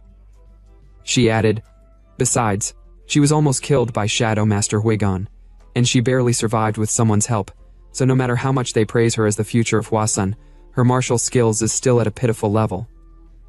Kang looked at her without saying anything for a moment. He said to her, "It might be presumptuous of me, but he would like to offer her a piece of advice." He told her that her plum blossom swordmanship has undoubtedly reached a significant level. However, it feels like she have built a solid fortress, becoming rigid and unable to move freely. And it was as a result of her following her master's teachings too faithfully. She was amazed at his accurate deduction. She then remembered when she told her master to please demonstrate once again the technique he just performed, since she haven't perfected it yet. But her master told her that only someone that is trying to become a puppet would want to achieve perfect mastery. Kang then told her to unleash the plum blossom sword technique against him. She never expected him to teach her, but she decided to play along. She then activated her plum blossom swordmanship, and she charged out to attack with her sword pointing directly at Kang, but Kang dodged it with ease. He told her that she mustn't just watch while swinging her sword, but she must move while observing. Respond as she move, and not try to draw the plum blossoms. She should let them bloom naturally on their own. And so, he told her that what he have taught her is the essence of dynamic stillness, but their face almost touched one another while practicing. They both blushed, and they immediately turned around. Taeyong then decided to take his leave. He then jumped through the buildings. On his way he told her to keep improving. But when he left, Jichong was all alone, not understanding a single thing he just said. At another scene in the Men tribe, the great chief was meditating. He was wondering who really is the person that appeared earlier when he was about to kill Taeyong. He said to himself, could there really be such a high-level experts in their ranks? But he smirked because whoever it is, he definitely want to spar with them. Morning reached. The tribe chief and Taeyong were having a meeting inside a hut. The tribe chief has his own guards. Same goes for Taeyong. Taeyong said to himself that last time the great chief was so adamant, but he have no idea why he have come to the negotiation table now. So he wondered if the great chief was trying to build a friendly relationship. The tribe chief scanned around, but he couldn't find the high-level master that he detected earlier among their ranks. Their negotiation started. Taeyong told the chief that they are not here to conquer their land. Rather, the Tang family and the Myeonghong sect want to properly divide the rights to the forest, but the great chief smirked. He told Taeyong that he doesn't have the leverage to negotiate with them. After he barely survived last battle, he then stood up and told Taeyong with vigor that their decision remained unchanged, so he should leave their land at once. Taeyong was pissed by his words. He immediately brought out something that seems like a gun, and he pointed it directly at the great chief. He told him that only if the situation changes. Until then, they have gained the leverage for negotiation. At the same time within the forest, Kang was swiftly moving through the pillars. He landed on a pillar, observing the resident located deep down. He smiled since he had finally found what he is looking for, but he suddenly saw an intense explosion some distance away from him. Back at the meeting tent, the chief asked Taeyong if he's just going to hold the gun like that, and if he keeps hesitating he won't even get a chance to use it. Taeyong wondered why the chief is so confident instead of being scared, or maybe he is relying on the deadly poison, although he was quite hesitant for a moment, but at this point of no return, he have no choice but to check for himself what exactly is giving the chief such level of confidence. He then shot the gun at the chief. Multiple needles were shot out from the gun at high speed, but the chief didn't dodge at all. He just stood there, took the needles head on, and they all penetrated into his body. Taeyong thought that he had succeeded since all the needles were able to pierce into his body, but to his surprise, the chief came out unscathed. The chief was really pissed and angry at the fact that he was trying to threaten him with something so useless, so he raged out. The energy that he was exuding at that moment was beyond intense. But while he was raging out, Taeyong instructed the people of Tang clan to carry out the second plan, and so they shot out a flare gun into the sky, signaling their other allies, and anyone within the mountain can see it. Sam saw the signal flare. He then decided to carry out his part of the mission, so he walked towards the tribe's men, who were guarding the relic. Upon seeing Sam, they immediately asked him to identify himself, and they told him to leave at once while pointing their spear at him, since outsiders are not allowed to come into the sacred place. Sam murmured out loud, "It seems like there aren't many guards here." He smirked, since it looked like they have all headed towards the negotiation hall. He didn't just come alone. He came with quite the number of martial artists, and they were waiting behind him. The tribe's men were surprised to see such number of people, but the leader of their group shouted out that they should form a defensive formation to protect the sacred relics, and so the battle began. The monk, together with our waifu candidate and the handsome boy, were also part of the assault team, so they all charged out with vigor to take down the Manzu tribe people. Hello guys. There was a mistranslation in this manhwa, so from now on we would be calling the tribe people Manzu tribe, since that's the name of their tribe. Going back last night before Taeyong confronted the chief, inside a house, Taeyong was surprised when Kang told him that the celestial poison that the Tang sect has is probably not the real one. Kang explained, saying that Sukgun spent his whole life researching the celestial poison. If that's the case, he would have hidden the precious celestial poison in a place that can never be discovered even if he died. And even though they're from the same clan, it would be in a place that's absolutely unknown, so the possibility of the sect possessing the celestial poison is close to impossible. Taeyong angrily lashed out at the fact that the Tang people are lying to him again. Kang then told him that he must prepare the next measure to avoid any unforeseen event. Taeyong calmed down. He told Kang that in such situation where even the celestial poison can't be used, there's only one next measure left, which is for Kang to involve himself. But Kang refused to involve himself since he have other tasks to attend to. Taeyong was like, "Isn't it heartless for a disciple to let their master be in danger?" Kang told him to delay as much as possible until he returned. But Taeyong told him that he won't be able to hold his ground against the chief. What happened last time is already proof of that. So going against such a monster who is able to kill a top 10 martial artist is no different from a death sentence. Kang said to him with an evil smirk that this time would be different since he had made some preparations. But Taeyong had no idea what that so-called preparation was. Eventually it had something to do with Taeyong's body. Back to the present. The chief threw a punch at Taeyong. He also threw a leg strike after the punch. But Taeyong was able to dodge them all while smiling, unlike before, when he was unable to take not even a single punch from the chief. The chief also noticed the changes in Taeyong, since he is different from their last spar. In addition, he never expected Taeyong to recover so quickly from his previous battle injuries. Taeyong then threw a heavy punch directly at him, but he crossed his two hands to defend against the blow, and in the process he was pushed back due to the force from impact.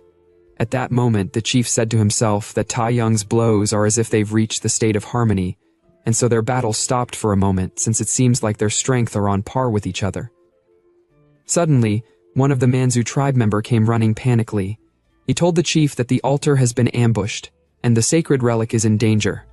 The chief was shocked by the news, so he told all the tribe members on site to head to the altar immediately, and he would handle Taeyong and his underlings alone.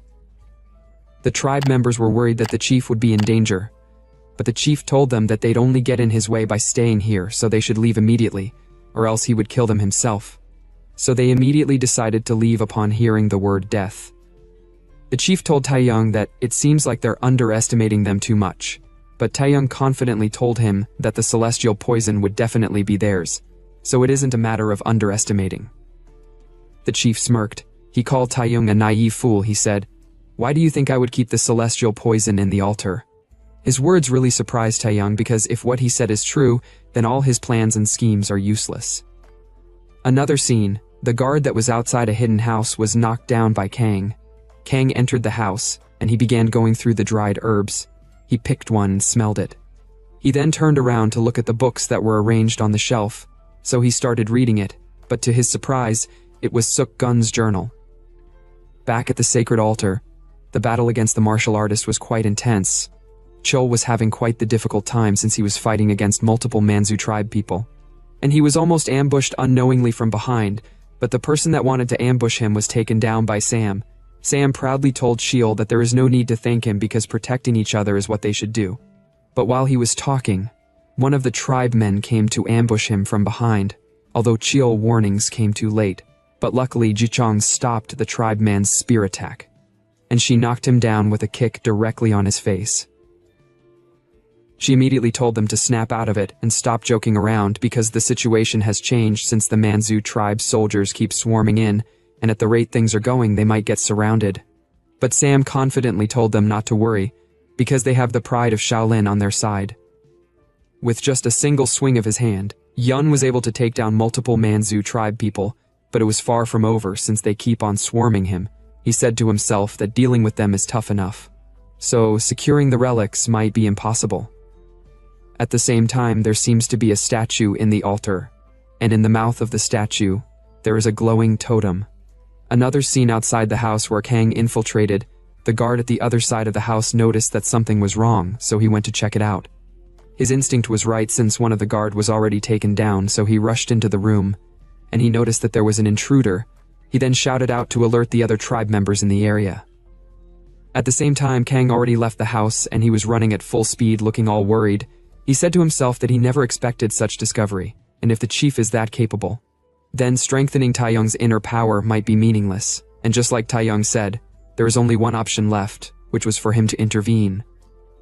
The chief strengthened his muscles. He forcefully shot out all the needles in his body, and those needles were redirected back at Taeyong and the Tang clan members. Taeyong worriedly shouted out for them to defend against it, although he was able to block the needles that were coming at full speed with triple the force from when it was shot. But the Tang clan members were unable to block it, so he worriedly told them to take the antidotes since the needles were all poisoned. They all immediately swallowed the antidotes. At the same time, Taeyong was breathing heavily after expending so much of his energy to block the attack. The chief told him that if the needles they shot at him contained the celestial poison, then the antidotes wouldn't have worked. So the celestial poison the Tang clan said to have is fake, since it's just a mixture of various poisons, nothing more. He became angry at the fact that they're tarnishing the name celestial poison, since it wasn't made to be used as an ordinary poison. Taeyong said, "You speak as if you know how to make the celestial poison." He lashed out at the chief, saying that the method to make the celestial poison is known only by Tang Suk Gun, and since he killed Suk Gun, then the method to create the celestial poison is lost forever. The chief laughed because Taeyong's thinking are all wrong, and as soon as he removed his hat and placed it on the ground, there was an explosion in the area, with its smoke surrounding the vicinity, and the plants within that area withered immediately. At the same time, Taeyong bent down in pain since he was unable to block the explosion due to his slow defense. His body was shaking all over since the explosion itself was poison. So he immediately brought out the antidotes to take it, but he dropped the antidotes upon realizing that he was poisoned with the celestial poison. So the antidotes is useless. The poison was so lethal, which made him to bleed through his eyes, mouth, ears, and nose. The chief picked up the poison, he said. The antidotes was also made by Suk-gun, but he knows how to neutralize the antidotes, because he was once the one they called Suk-gun. Upon realizing what the chief said to be true, Taeyong laughed while in pain since it seems like they've all been fooled all along. No wonder he couldn't win against him. The chief then raised his hand, imbued it with energy to send Taeyong to the afterlife. At that moment, Taeyong said to himself that the difference between someone who has reached the harmony state and the one who hasn't is like heaven and earth, and in the world of martial arts, the lack of martial skills means death. He also knew that the blow from the chief would eventually take his life, so he already accepted his fate. The chief then struck Taeyong with technique called poison cannon, and bang, there was an impact. At first he thought he had successfully taken down Taeyong, since there is no way he could have blocked the attack. But to his surprise, our big guy arrived on time and used his body to block the attack, causing his clothes to be damaged, nothing more. Kang said to Taeyong with a smile, "You've worked hard, master." The chief was shocked to see that Kang was able to endure his poison, and boom, there was a sudden dust explosion that covered the vicinity, and it was caused by Kang. Kang carried the weak Taeyong to rest on a tree. He performed an acupuncture technique which would delay the spread of the poison as much as possible, so Taeyong probably won't be able to move for now. Taeyong asked him if the acupuncture he performed would be enough. Kang replied, saying that if the poison in his body is the celestial poison, then detoxification would be impossible. But luckily, it doesn't seem like it was the celestial poison, although the poison in his body is quite potent. Taeyong said, "If the poison in my body is not the celestial poison, then did you secure the real celestial poison?" Kang replied, "No, there was no celestial poison in the place he went to. Then it must be at the altar." Taeyong was like, "Then you should have taken the poison from the altar," but Kang told him that he can't just leave him to die. Taeyong furiously called him a fool for coming to save him instead of securing the celestial poison, but Kang told him that the poison is probably not at the altar either, because keeping the celestial poison on oneself is the safest option, especially for a grandmaster like the chief since his body is the strongest fortress. Kang then lifted Taeyong up and he threw him on the tree branch. With his back lying on the tree and his stomach facing upward, he told Taeyong that staying still would help slow the spread of the poison, and it's also a good spot to watch the show. But as Kang was about to leave for battle, Taeyong told him that there is something he must know, and that something is that the Grand Chief is Suk-gun, one of the top 10 martial artists. Kang smiled since he knew already when he read Suk-gun's journal. He then went to confront the chief. The chief said, "It's you. You're the master that was observing me during the last battle." Kang was like, "I never expected you to notice. I apologize for that." Taeyong was also surprised that he was at the scene at that time. Now he finally understood why the chief left the battle in a hurry during their first encounter, and now the boss battle began. The chief spread out his hands. Kang had no idea what he was about to do, but to his surprise, the chief's hand was covered in a dense fog of poison. He then said to Kang, "I should go all out from the beginning since that would have been the proper respect for a grandmaster like yourself." And so he charged out to attack Kang. He used his poisoned hands to attack Kang, but Kang dodged it with ease. The chief went for another strike, with the intention to block Kang's escape path. Yet Kang was still able to swiftly dodge all his multiple strikes without being hit. Not even his clothes were damaged. The chief was really pissed that Kang keeps running instead of fighting him. But Kang doesn't care about him, and he kept on dodging his attacks.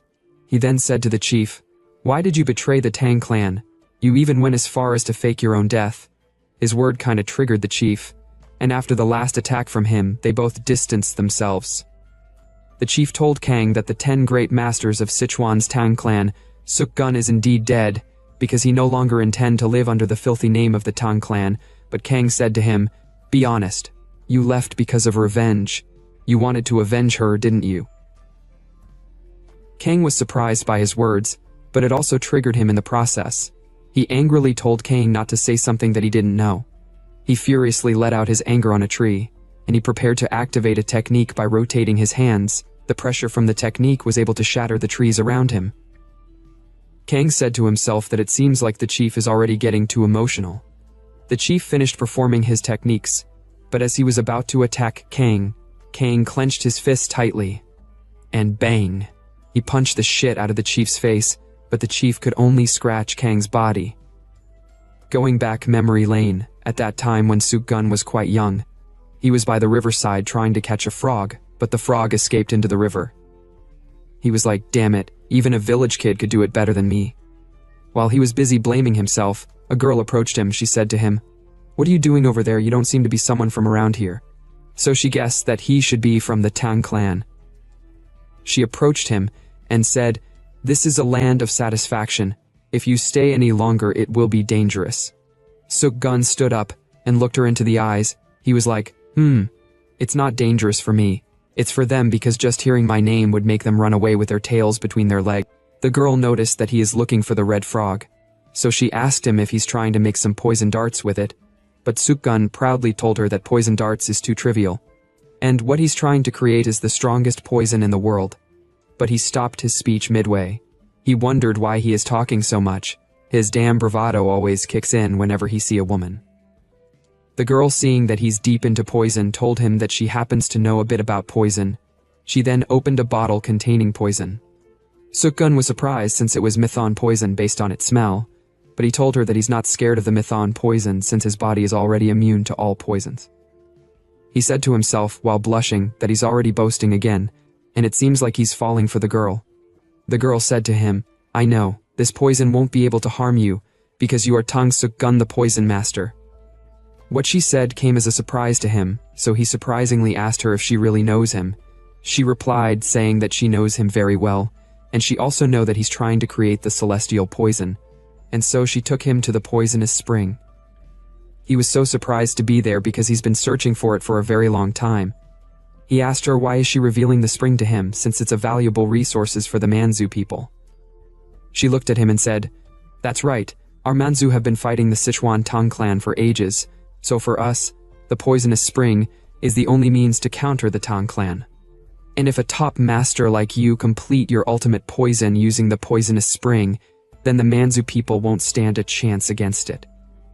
If that's the case, Suk-gun asked her, why is she now showing it to him when she knows the consequences of doing so? She replied, saying that she's telling him about it because she knew that he don't care about the Sichuan Tang clan. They looked at each other for a moment without saying anything. She then said, "I know how deep your hatred for the Tang clan was. Your brother struck first because he feared you would threaten his power, of course. Your brother's plan to kill you failed, and the rebellion was quickly suppressed." Suk-gun told her that she's right. He never cared about being the head of the Tang clan. He was trying to step down and live quietly. But he never thought his own blood would try to kill him despite not having the intentions to do so, so he left the clan and went into hiding. He grew sick of the Tang clan's name, and all he wanted after going in hiding was to research the strongest poison. She said to him, "So complete the celestial poison." But he must share its secret with her because if the Tang clan and Manzu both hold the poison, either would be able to threaten the other. Suk-gun looked at her for a moment. He told her that she sounded like a politician since she's trying to propose political peace through strategic balance. She was like, "Well, I am in such a position because my father is the Grand Chief of the Manzu tribe." Suk-gun was moved by her words, but he told her that he have a condition in order for him to work with them, which was for her to marry him. They held hands together while enjoying the moment, but she was saying to herself, how stupid is he to be proposing when they haven't even known each other for half a day? Although she have heard he have a weakness for women. But his weakness is way beyond repair since he fell for her so easily. And so that's how it all began. Back to the present, Suk-gun finished explaining everything to Kang while his head was punched into the tree. Kang never expected the Master of Poison to believe everything the Manzu tribe girl said, nor could he believe that the Master immune to all poisons would fall so easily for a woman's temptation, and after losing her.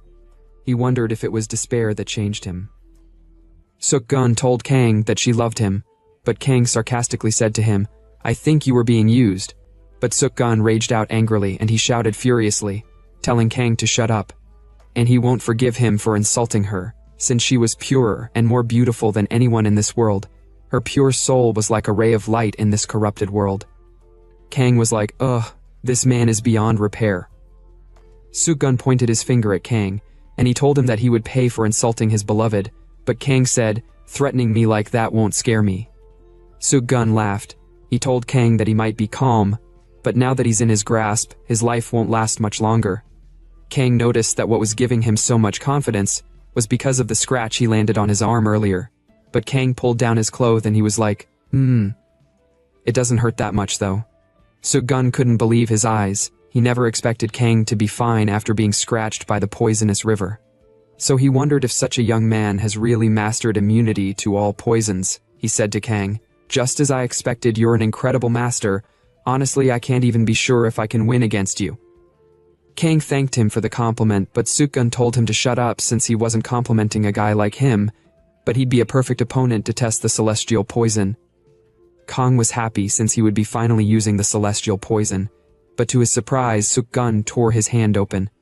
Kang smiled because he never expected him to store the celestial poison inside his own body. Suk-gun fully brought out all the celestial poison, and it has a really terrifying dark aura, he said with vigor.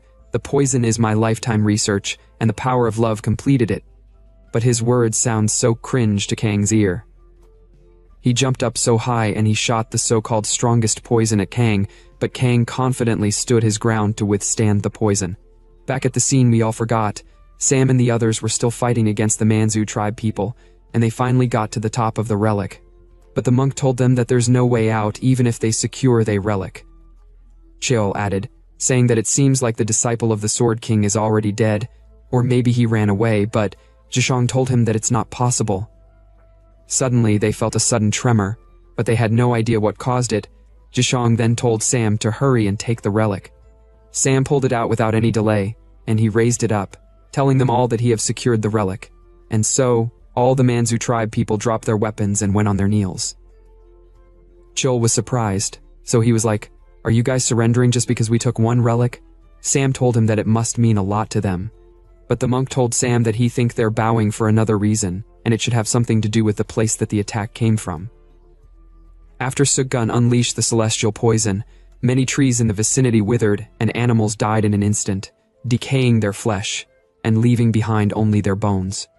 But the one who unleashed the poison ended up losing the fight because Kang defended against the poison and came out unscathed. Kang walked towards Sukgun. He told Sukgun that the celestial poison has such a tremendous power, and it wasn't just an empty name since it's definitely worthy of the name celestial. Sukgun was like, "Amazing, my final move with all my strength was blocked so easily," which proved that the era of the top 10 masters are over and the younger generations would be taking over. At last, finally we have escaped this arc since the author really dragged the story so much, and now in the prison of the Sichuan Tang clan. Sukgun was placed in the Tang clan's prison. Taiyong, who seems to have recovered from the poison, came to see Sukgun together with Kang. Kang touched the cell bars. He asked Sukgun for the reason why he isn't escaping since the bar is so weak and he can break it anytime he wants, or is he perhaps atoning for betraying his clan? Sukgun was like, the one betrayed was me. Besides, it's the Sichuan Tang clan that should pay for her death. If that's the case, Kang asked him why doesn't he do something about it then, but Sukgun told Kang that he can't do anything because he lost to him, so now he's just waiting for Kang's judgment. But Kang smiled, and he said to him with confidence, "What if I ask you to become my subordinate?" Sukgun replied, "I'd rather die than suffer such humiliation." Kang then said, "How about becoming an ally?" Sukgun was surprised by the word ally, but he was unable to give a response. Kang decided to give him some time to think about it, but before that, he told Sukgun that there's something he wants to know. He then sat down on the ground with his legs crossed. He asked Sukgun to tell him about what happened on the day his lover died. Sukgun was surprised when Kang told him he had read his journal. Speechless for a moment, they both began blushing since the journal's content was all about love. With a blush on his face, Sukgun remarked that everything was just as it was written in the journal. Following her suggestion, he used poisonous spring and finally completed the celestial poison, but the Tang family discovered it. The Tang family had been watching his every move since he entered the forest, and as soon as the celestial poison was completed, they sent the Iron Squad. At that time, she happened to be alone. Sukgun told Kang that she tried to protect the celestial poison but ended up poisoned by it. Since the celestial poison is the most powerful poison and very difficult to handle, anyone other than Sukgun who tries to tamper with it will inevitably suffer. While Sukgun explained, Taiyong thought to himself, calling Sukgun a fool for not realizing she was actually trying to steal the poison. Of all people, he never expected Kang, who thinks he's clever, to sit there and believe everything Sukgun was saying. With a sad expression, Sukgun continued his story. After holding her corpse, let's call her Wu Yanxi, he went to the clan head with Yanxi's body in his arms. He placed her down, bowed, and as tears dripped down his face, asked the clan head to please allow him to avenge Yanxi. The clan head was dumbfounded by his request. And just like that, for the sake of revenge, Sukgun decided to use the Manzu tribe. Since the Tang family had oppressed the Manzu so severely, he thought that if they were destroyed by the tribe, it would be the ultimate form of revenge. As Sukgun spoke, a psychotic expression filled his face, which even Kang found disturbing. Sukgun then laughed freakishly as he continued his narrative, explaining how the clan head introduced him to the Manzu tribe as the hero who killed the Tang army, and then passed the clan head position to him. As the new head of the clan, Sukgun taught the Manzu poison-making techniques and martial arts. He planned to use the Special Forces mission as a pretext to strike the Tang family, but he never anticipated facing a monster like Kang. Sukgun then asked Kang what would happen if he accepted the offer to become an ally. In a commanding tone, Kang replied that he couldn't allow Sukgun's revenge. Sukgun agreed, saying that revenge was now pointless to him after his first loss to Kang. Kang added another condition, that Sukgun could no longer live as a member of the Tang's army. Sukgun replied that it was exactly what he wanted. With that, Kang had laid out all his conditions. Taiyong was surprised that Kang accepted Sukgun without restrictions, unlike himself, who was heavily restricted. Suk-gun then told Kang that he had a condition of his own. Kang listened intently as the writer left us in suspense. In another scene, some men packed their bags as Taeyong told the Tang clan head something that immediately changed his expression, after which Taeyong bid the clan head farewell. In yet another scene, Kang and Taeyong discussed Suk-gun's condition, which was a non-regression pact between the Tong family and the Manzu. As a sign of this pact, the leader of the Manzu would be held as a hostage by the Miram alliance. Taeyong agreed, as the headquarters probably wouldn't object to these terms. Kang commented with a grin that this wasn't a bad first mission as a special forces officer. Though Taeyong agreed, he still held grudges against Suk-gun for nearly causing his death several times. Taeyong asked Kang if the truth about Yanshi should be revealed, as it was clear she approached Suk-gun with the intent to steal the celestial poison. Kang told Taeyong not to worry about it. Suk-gun likely knew to some extent, but he probably didn't want to tarnish his memories of her. He preferred to remember her as the woman who loved him, so Suk-gun built a memorial for Yanshi. Hours later, Taeyong told everyone they should move out. Returning to the past, just before Yanshi died from celestial poison, she scratched Suk-gun with the celestial poison on her hand to kill him, but she realized it didn't work against him, which was really disappointing. Suk-gun, on the other end, cursed his body for being easily swayed by a woman's temptation, even after putting so much effort into creating the celestial poison. But it seems the most powerful poison in existence couldn't penetrate his cursed body. As he cries, Yanshi whispered something into his ears, and so she died. Suk-gun felt disappointed, realizing she tried to protect the celestial poison. At the same time, Tong clan soldiers rushed over to stop the Manzu woman from taking it. To their surprise, they saw Suk-gun with her body, furious at them for causing her death, and he escaped by diving into the poison river. Hours later, outside the volcanic sect, 2 guards stood at the entrance when they saw a figure with scattered hair approach. One guard asked the figure what he wanted. The figure asked if Shin Woo was there. Angered by his audacity, the guard berated him for daring to speak the elder's name. Without another word, the figure unsheathed a sword engulfed in blue flames. The guards also unsheathed their swords, taking defensive stances and calling the figure an insolent fool. The figure activated his energy, and with a single slash, he cut the entrance building in half. At that moment, Jishong was practicing swordsmanship in front of her master on a cliff. Her master happily complimented her progress.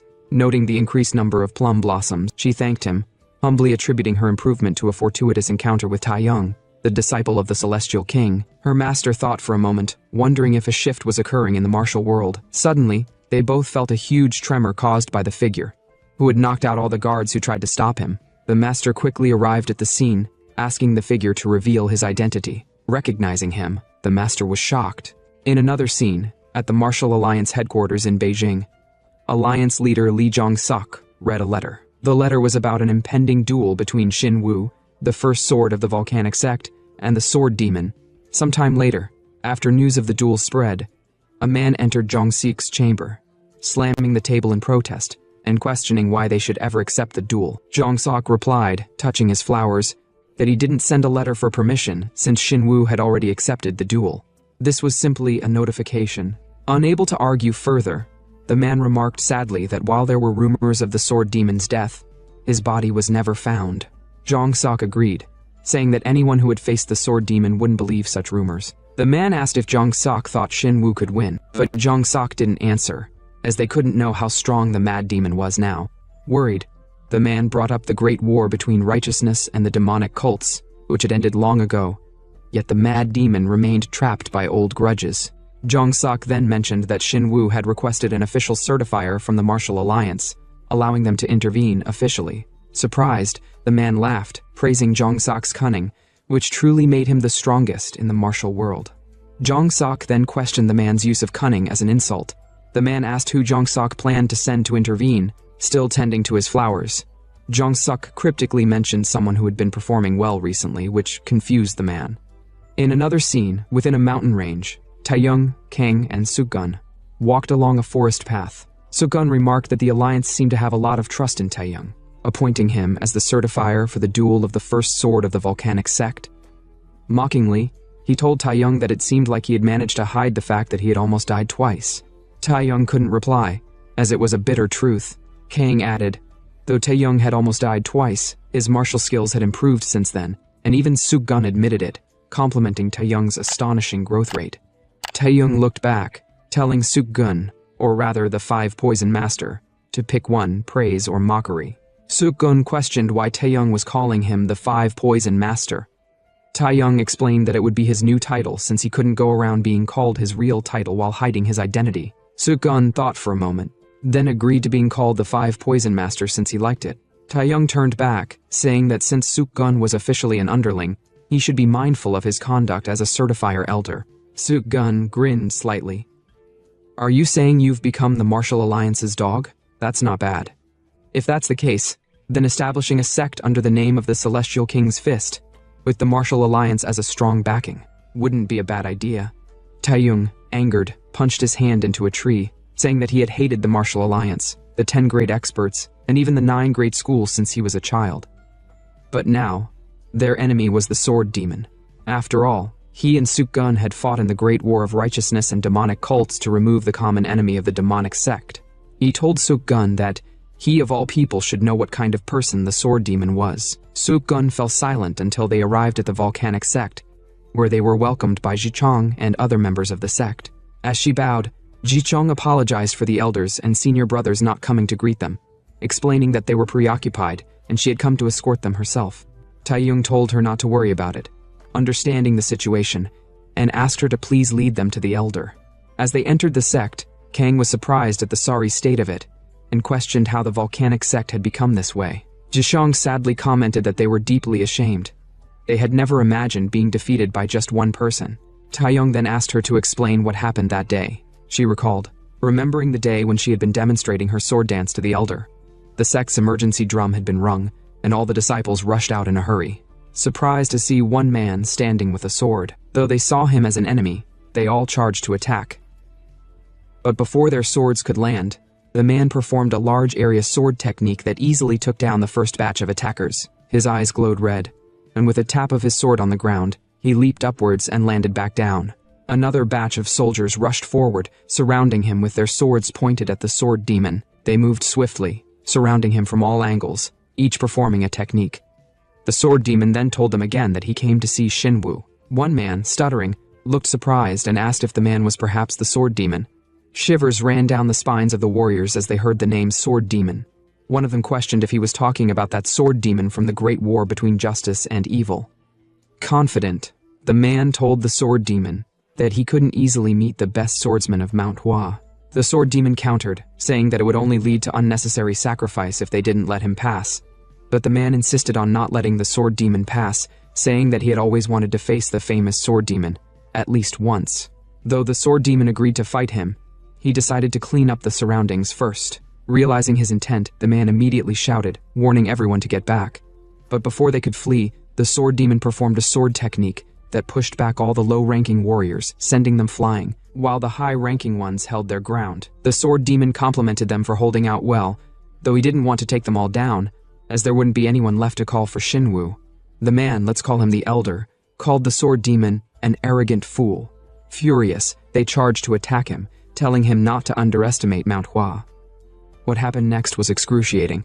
Back to the present, Jichong added that though the Blue Sword Squad was dispatched and even the elder stepped in, it wasn't enough to stop the sword demon. By the time she and her master arrived at the training ground, it was already over. When she arrived to meet the sword demon, he gave her a sharp stare, then asked Shinwoo if she was his daughter. Shinwoo replied, saying she's his disciple, a talent who will lead Manhwa in the future. With a grin, the sword demon remarked, "It seems Manhwa will continue its legacy after all," though he knew he wouldn't be able to continue his own. Shinwoo stuttered, "That's unfortunate." "Unfortunate, you say?" the sword demon replied, telling Shinwoo not to speak as if it didn't concern him. With an angry expression, he told Shinwoo he would return in a month, so they should end their long-standing fate on that day. Shinwoo replied, "Understood." The sword demon then left the scene at full speed. Jichong, on the other hand, had no idea what kind of enmity existed between them. As they arrived at a hut above one of the 5 peaks of Manhwa, Shinwoo welcomed them. He remarked that they must have had a rough journey, and as they exchanged pleasantries, Shinwoo thanked Taeyong. Taeyong had no idea why he was being thanked. Shinwoo explained, telling Taeyong he had heard his daughter had gained great enlightenment thanks to him. Taeyong still had no idea what he was talking about. Speechless, he looked at Jichong, then back at Kang. Shinwoo then congratulated Taeyong for reaching the Flowering Realm. Taeyong stuttered, unable to reply, as he looked at Suk-gun, who gave him a slight nod to go along with it. Shinwoo then told Taeyong with a stern expression that at this rate, Taeyong would end up as the hunting dog of the alliance. Taeyong reacted, telling Shinwoo to explain what he meant by that. Shinwoo told him to look at the person standing in front of him. At that moment, Taeyong understood what Shinwoo was talking about. Even a decade ago, Shinwoo had exuded such tremendous energy. But in the end, he couldn't become one of the top 10 masters. Taeyong wondered if that would be his fate as well. Night fell, and inside a building, Taeyong sat on a bed, saying to himself that the cursed old man was spouting nonsense. Suk-gun, on the opposite end, questioned why Taeyong was scowling like that. Kang replied that it was because he had heard the same comment twice already, the comment of being the Alliance's dog, and no less, he had heard it from his greatest rival. Kang then asked Suk-gun if he knew anything about the best swordsman of Manhwa and the Sword Demon, or what happened during the Great War between justice and evil. Suk-gun replied they were in different battle zones, but he began sweating all over as Kang questioned if it wasn't because he was left out. Suk-gun stuttered, finally accepting the truth. He then explained, recalling the past. Near the end of the Great War, Shinwoo had annihilated an entire enemy village. Kang was surprised. If it truly was an enemy village and it happened during the war, then there shouldn't be a problem, Kang questioned. Suk-gun replied, yes, the battlefield is such a place where, when you see your comrades dying beside you, you can lose yourself and become a butcher. But that mission was one that Shinwoo had volunteered for. Kang was surprised to hear that the first sword of Manhwa had committed a massacre.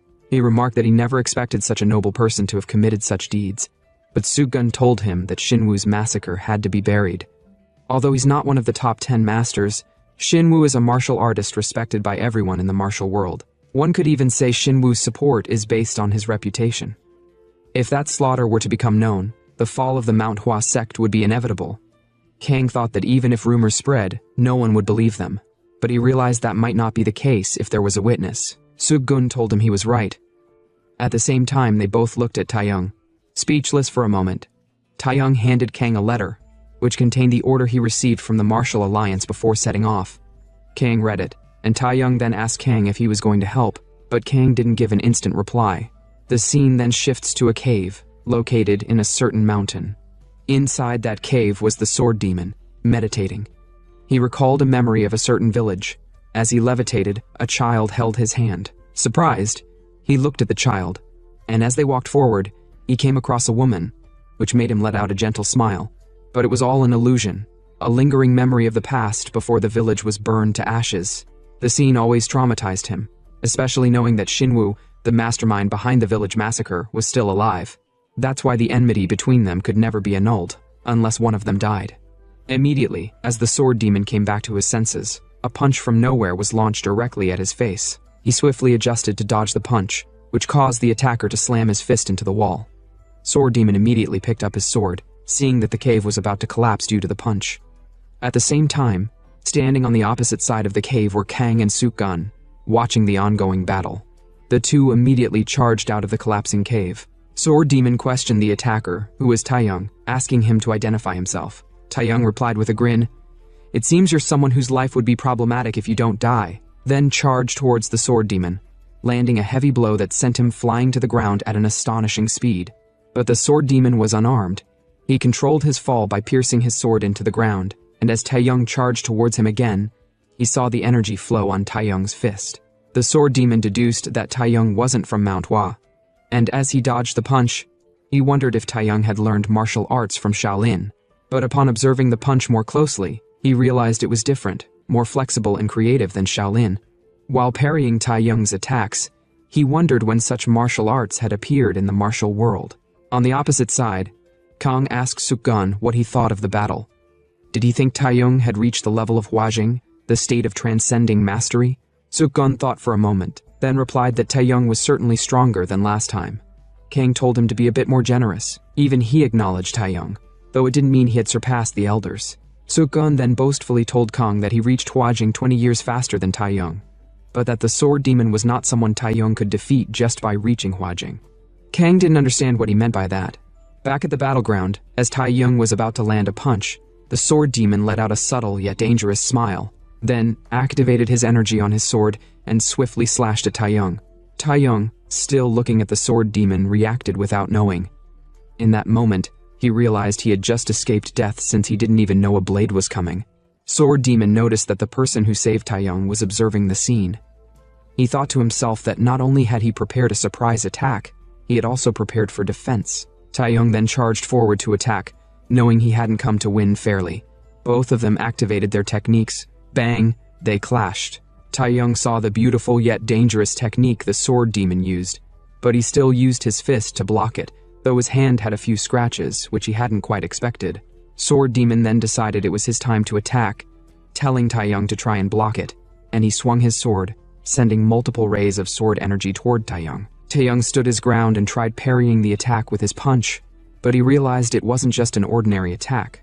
He looked up, seeing the Sword Demon appear above him, so he activated the Changwang Army's dance technique and shot it at the Sword Demon, who countered it with his own technique. He didn't stop there and launched another series of attacks at Taeyong.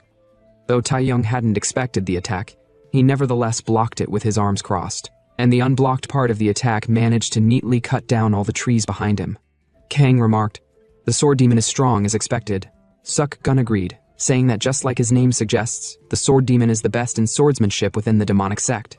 Even the Taeguk Sword God, one of the 10 great masters, couldn't defeat the Sword Demon during the Great War of Righteousness and Evil.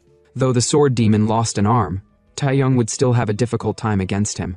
Kang told Suk Gun that Taeyong's martial arts only improve when faced with a tough opponent. That's how it has always been. Suk Gun deemed Kang a cruel bastard for not caring about his underling. Back at the fighting ground, Taeyong was bleeding from all over his body due to the Sword Demon's slashes. The Sword Demon then told Taeyong that his skill was enough to aim for his neck, but unfortunately that wasn't enough to kill him. He then told Taeyong to get lost if he wanted to live, as he wasn't interested in taking his life. Taeyong let out a hearty laugh, then said there would only be meaning to his life if there was someone to surpass, so he charged out to attack again. Though the Sword Demon was surprised by his resolve, he easily countered Taeyong, and it seemed like Taeyong was pushed away by someone. While Taeyong was helpless midair, Kang came and caught him, telling Taeyong that he's really in bad shape.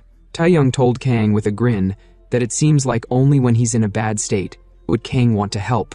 With a stern expression, Kang wondered why on earth the Martial Alliance gave Taeyong such a task. Suk Gun confronted the Sword Demon and was the one who pushed Taeyong away. The Sword Demon couldn't believe that, in a split second when he was about to attack Taeyong, Suk Gun pushed him away, escaping his sword aura. Though he didn't know who Suk Gun was, it seemed like a stronger foe had appeared. Suk Gun raised his hand and activated his poison palm, immediately charging towards the Sword Demon. The Sword Demon also brought out his sword and countered Suk Gun's attack. Suk Gun smirked, then forcefully pulled his hand away and struck the Sword Demon with his palm. But as the Sword Demon blocked the strike, Suk Gun activated the hidden weapon on his left hand and shot it at the Sword Demon.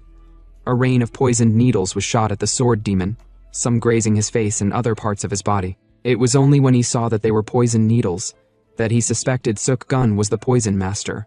But Suk Gun told him that the Poison Master was dead and that his body is the Emperor of Poisons, known as the Emperor of 5 Poisons. After bragging about his name, he launched another batch of hidden attacks, but the Sword Demon blocked them all, including the palm strike. Seeing that ordinary attacks wouldn't be able to harm the Sword Demon, Suk Gun slit his hand open to create a path for the celestial poison to emerge. Kang became worried as he realized what Suk Gun was up to. With a grin, Suk Gun told the Sword Demon that he had no choice but to give him a proper welcome, since his opponent was the renowned Sword Demon. But before he could fully gather the poison, a sword was shot at him at full speed, causing Suk Gun to quickly step back to evade the attack. Surprisingly, the person who threw the sword was Shinwoo. Shinwoo pulled out his sword, telling Suk Gun that he thought he was a guest and treated him as such, but wondered what rudeness he was now showing at his home. Suk Gun countered, saying not all of Manhwa belongs to the Hua sect, and that he's merely doing what is his to do. If that's the case, Shinwoo pointed his sword at Suk Gun, making his guest right invalid. Suk Gun was also ready to fight him, but Kang reminded Suk Gun, his master, that they must treat Taeyong immediately. Suk Gun retracted his poison palm, then told Shinwoo that his stubbornness about sticking to principles could be a disaster for Mount Hua. But Shinwoo told him not to bother, since that would be his burden to bear. Suk Gun looked at Shinwoo, then immediately sent a sound transmission, telling Shinwoo that it seemed he planned to lose the duel on purpose. What he said surprised Shinwoo, since the deduction was correct. Kang then picked Taeyong up, and they all left the scene, leaving the two enemies to glare at each other. Some time later in a room, Taeyong was undergoing treatment from Suk-gun, with multiple needles placed in his body. Kang asked Suk-gun about Taeyong's condition, questioning if he would die or not. Suk-gun, in a low tone, said it's not right to leave someone in such a state. No matter how much it's for martial arts advancement, such actions are more than heartless. Kang snickered, saying he had gone through far worse many times, his master leaving him on the street without any treatment. Suk-gun remarked that it seems his master also taught him that twisted personality, but Kang countered, saying he didn't think Suk-gun was in any position to say such a thing, considering he tried to wipe out his own family. Suk-gun couldn't refute his claim, and just wished that only if Kang couldn't speak, it would be better. Suk-gun was surprised as Kang asked him if he sent a transmission to Shinwoo. Suk-gun questioned Kang if he had reached the level to eavesdrop on transmissions. Kang replied, saying there is no such level. Suk-gun then told Kang what he transmitted to Shinwoo, which was asking him if he was going to stage a match where he'd lose deliberately, but there was no answer. Kang added that losing a match between absolute masters would definitely mean certain death. Suk-gun confirmed, perhaps Shinwoo has a debt to pay with his life. Kang still didn't understand the logic of repaying a debt by losing in a duel. While they were talking, Taeyong shouted "damn it" unconsciously, saying he should have killed the sword demon. The next morning, inside Beijing at the Martial Alliance headquarters, a man was reading the duel letter, questioning why an old man would be so obsessed with duels. Jong Seok, laughing while looking outside, said he was too complacent and should have realized it when the opponent was said to be the sword demon. The man behind remarked, certain that Jong Seok seemed to know the reason behind the duel. Jong Seok looked back, disappointed by the man's lack of information despite his rank, and told the man to pay more attention to the world. But the man stood his ground, saying a martial artist should only focus on honing their skills. Jong Seok then explained what really transpired between Shinwoo and the sword demon. It happened during the Great War between righteousness and evil. There was a place called Wild Chrysanthemum Village, a stronghold of the demonic cult, and the village was massacred by Shinwoo on his own accord. The man questioned the word massacre, unable to believe that someone as serene as Shinwoo would do such a thing. It also shocked Jong Seok and the others as well. And they later found out that in that Wild Chrysanthemum Village, the sword demon's wife and child were there. Shinwoo is certain they may lose Manhwa's best swordsman if the duel begins. The man commented, that won't be possible because no matter how great the sword demon is, Taeyong's squad is also there. But Jong Seok told the man that isn't exactly the problem. The problem is Shinwoo in the duel. He then stopped what he was about to say midway, telling the man they shouldn't be wasting time here, and questioning where the nearest branch from Manhwa is located. At Manhwa, inside a building, there was an ongoing meeting of elders. A man named Relentless Jinwoo slammed the table in disagreement, saying it isn't true that Shinwoo is going to fight a duel where he would lose. Even the Manhwa sect leader Iron Plum Blossom Yunsik couldn't believe it either, and the same goes for other elders. Shinwoo, who was also at the gathering, acted surprised, questioning where they all heard such a thing from. Then he said there is no way he would do such a thing as losing a duel on purpose. But Taeyong arrived in the room, mentioning the Wild Chrysanthemum Village, then asked Shinwoo if the name still rings a bell. Kang, who also arrived in the room, looked at how the elders questioned each other, not knowing about the Wild Chrysanthemum Village. Kang already expected that most of them wouldn't know, and those who knew had kept it a secret. Jinwoo then lashed out at Taeyong for bringing marketplace gossip to accuse their senior brother, which is beyond rude. But Taeyong countered, beyond rude, you say? Manhwa's top swordsman intends to spare his opponent in a duel, obstructing the Alliance's mission to eliminate the demonic cultists due to his guilt. He sat down, then told them he wonders if Shinwoo has forgotten the pledge they made to wipe out the demonic cult. That's why he can only be suspicious of Shinwoo. The elders couldn't say anything. Shinwoo then spoke in a calm tone that during the last righteous and evil war, he eradicated a village of the demonic cult. Jinwoo voiced out that Shinwoo was only following the orders from above, but Shinwoo disagreed, saying he volunteered for the mission. This came as a surprise to the elders who didn't know. Shinwoo continued, most of the casualties were civilians. Though it was during a war, even now, a decade later, I still can't shake off the guilt. But since a debt is a debt, and a duel is a duel, as a warrior of the Manhwa sect, I neither learned nor know how to lose deliberately. So, he begged Taeyong, he should not stop the duel. All the elders did the same, standing up and begging respectfully. Hours later, at Manhwa's arena, all the elders gathered, and the same goes for Kang and his underlings. Sukgun told Kang that he's really a cruel man, but Kang had no idea what he was talking about. So Sukgun remarked, "Now everyone knows about Chrysanthemum Village." Kang debunked his claim, saying it was Taeyong who brought up Chrysanthemum Village though. But Sukgun told Kang he knew he was the one who ordered it. Kang couldn't argue, then said, "If the person involved doesn't speak about it directly, unfounded rumors may start to spread afterward." Hearing this, Sukgun questioned if Kang is predicting Shinwoo's defeat, but Kang confirmed he's just preparing for the worst-case scenario. Suddenly, everyone looked up surprised, seeing the sword demon appear on stage and land majestically, standing in front of Shinwoo. The sword demon then told Shinwoo, "It seems he has managed to survive all this time." Shinwoo replied, "Of course, I had to survive. I had to, just to face this moment." "Now then," Sword Demon told him, "we should end it all today." Shinwoo also pulled out his sword to defend against Sword Demon's attack. The first strike was a tie since they both parried off each other's attack. Jichong was surprised at the unfolding battle. Shinwoo skillfully twisted his sword, then prepared for another attack, and the same goes for Sword Demon. They both charged out again for another confrontation, each parrying and dodging the attacks sent at them. Bang! Their swords clashed. Shinwoo launched a swift sword strike, but Sword Demon dodged it with ease. Not even a mark was left on his clothes. He countered, striking back at Shinwoo. This multiple and swift exchange of blows and techniques left the audience in awe. Sword Demon then activated his technique, Mara 18 forms, and furiously struck at Shinwoo. Shinwoo, who refused to sit and watch, also activated his technique, 36 Plum Blossom Swords, in order to counter Sword Demon's technique. Seeing this, Taeyong questioned, if such battle intensity is truly a battle of mastery in Huajing. The battle made his face burn with excitement. He realized how far behind he was compared to them, as he once thought he could be equal with such an enormous mountain. But Sukgun commented that something is strange.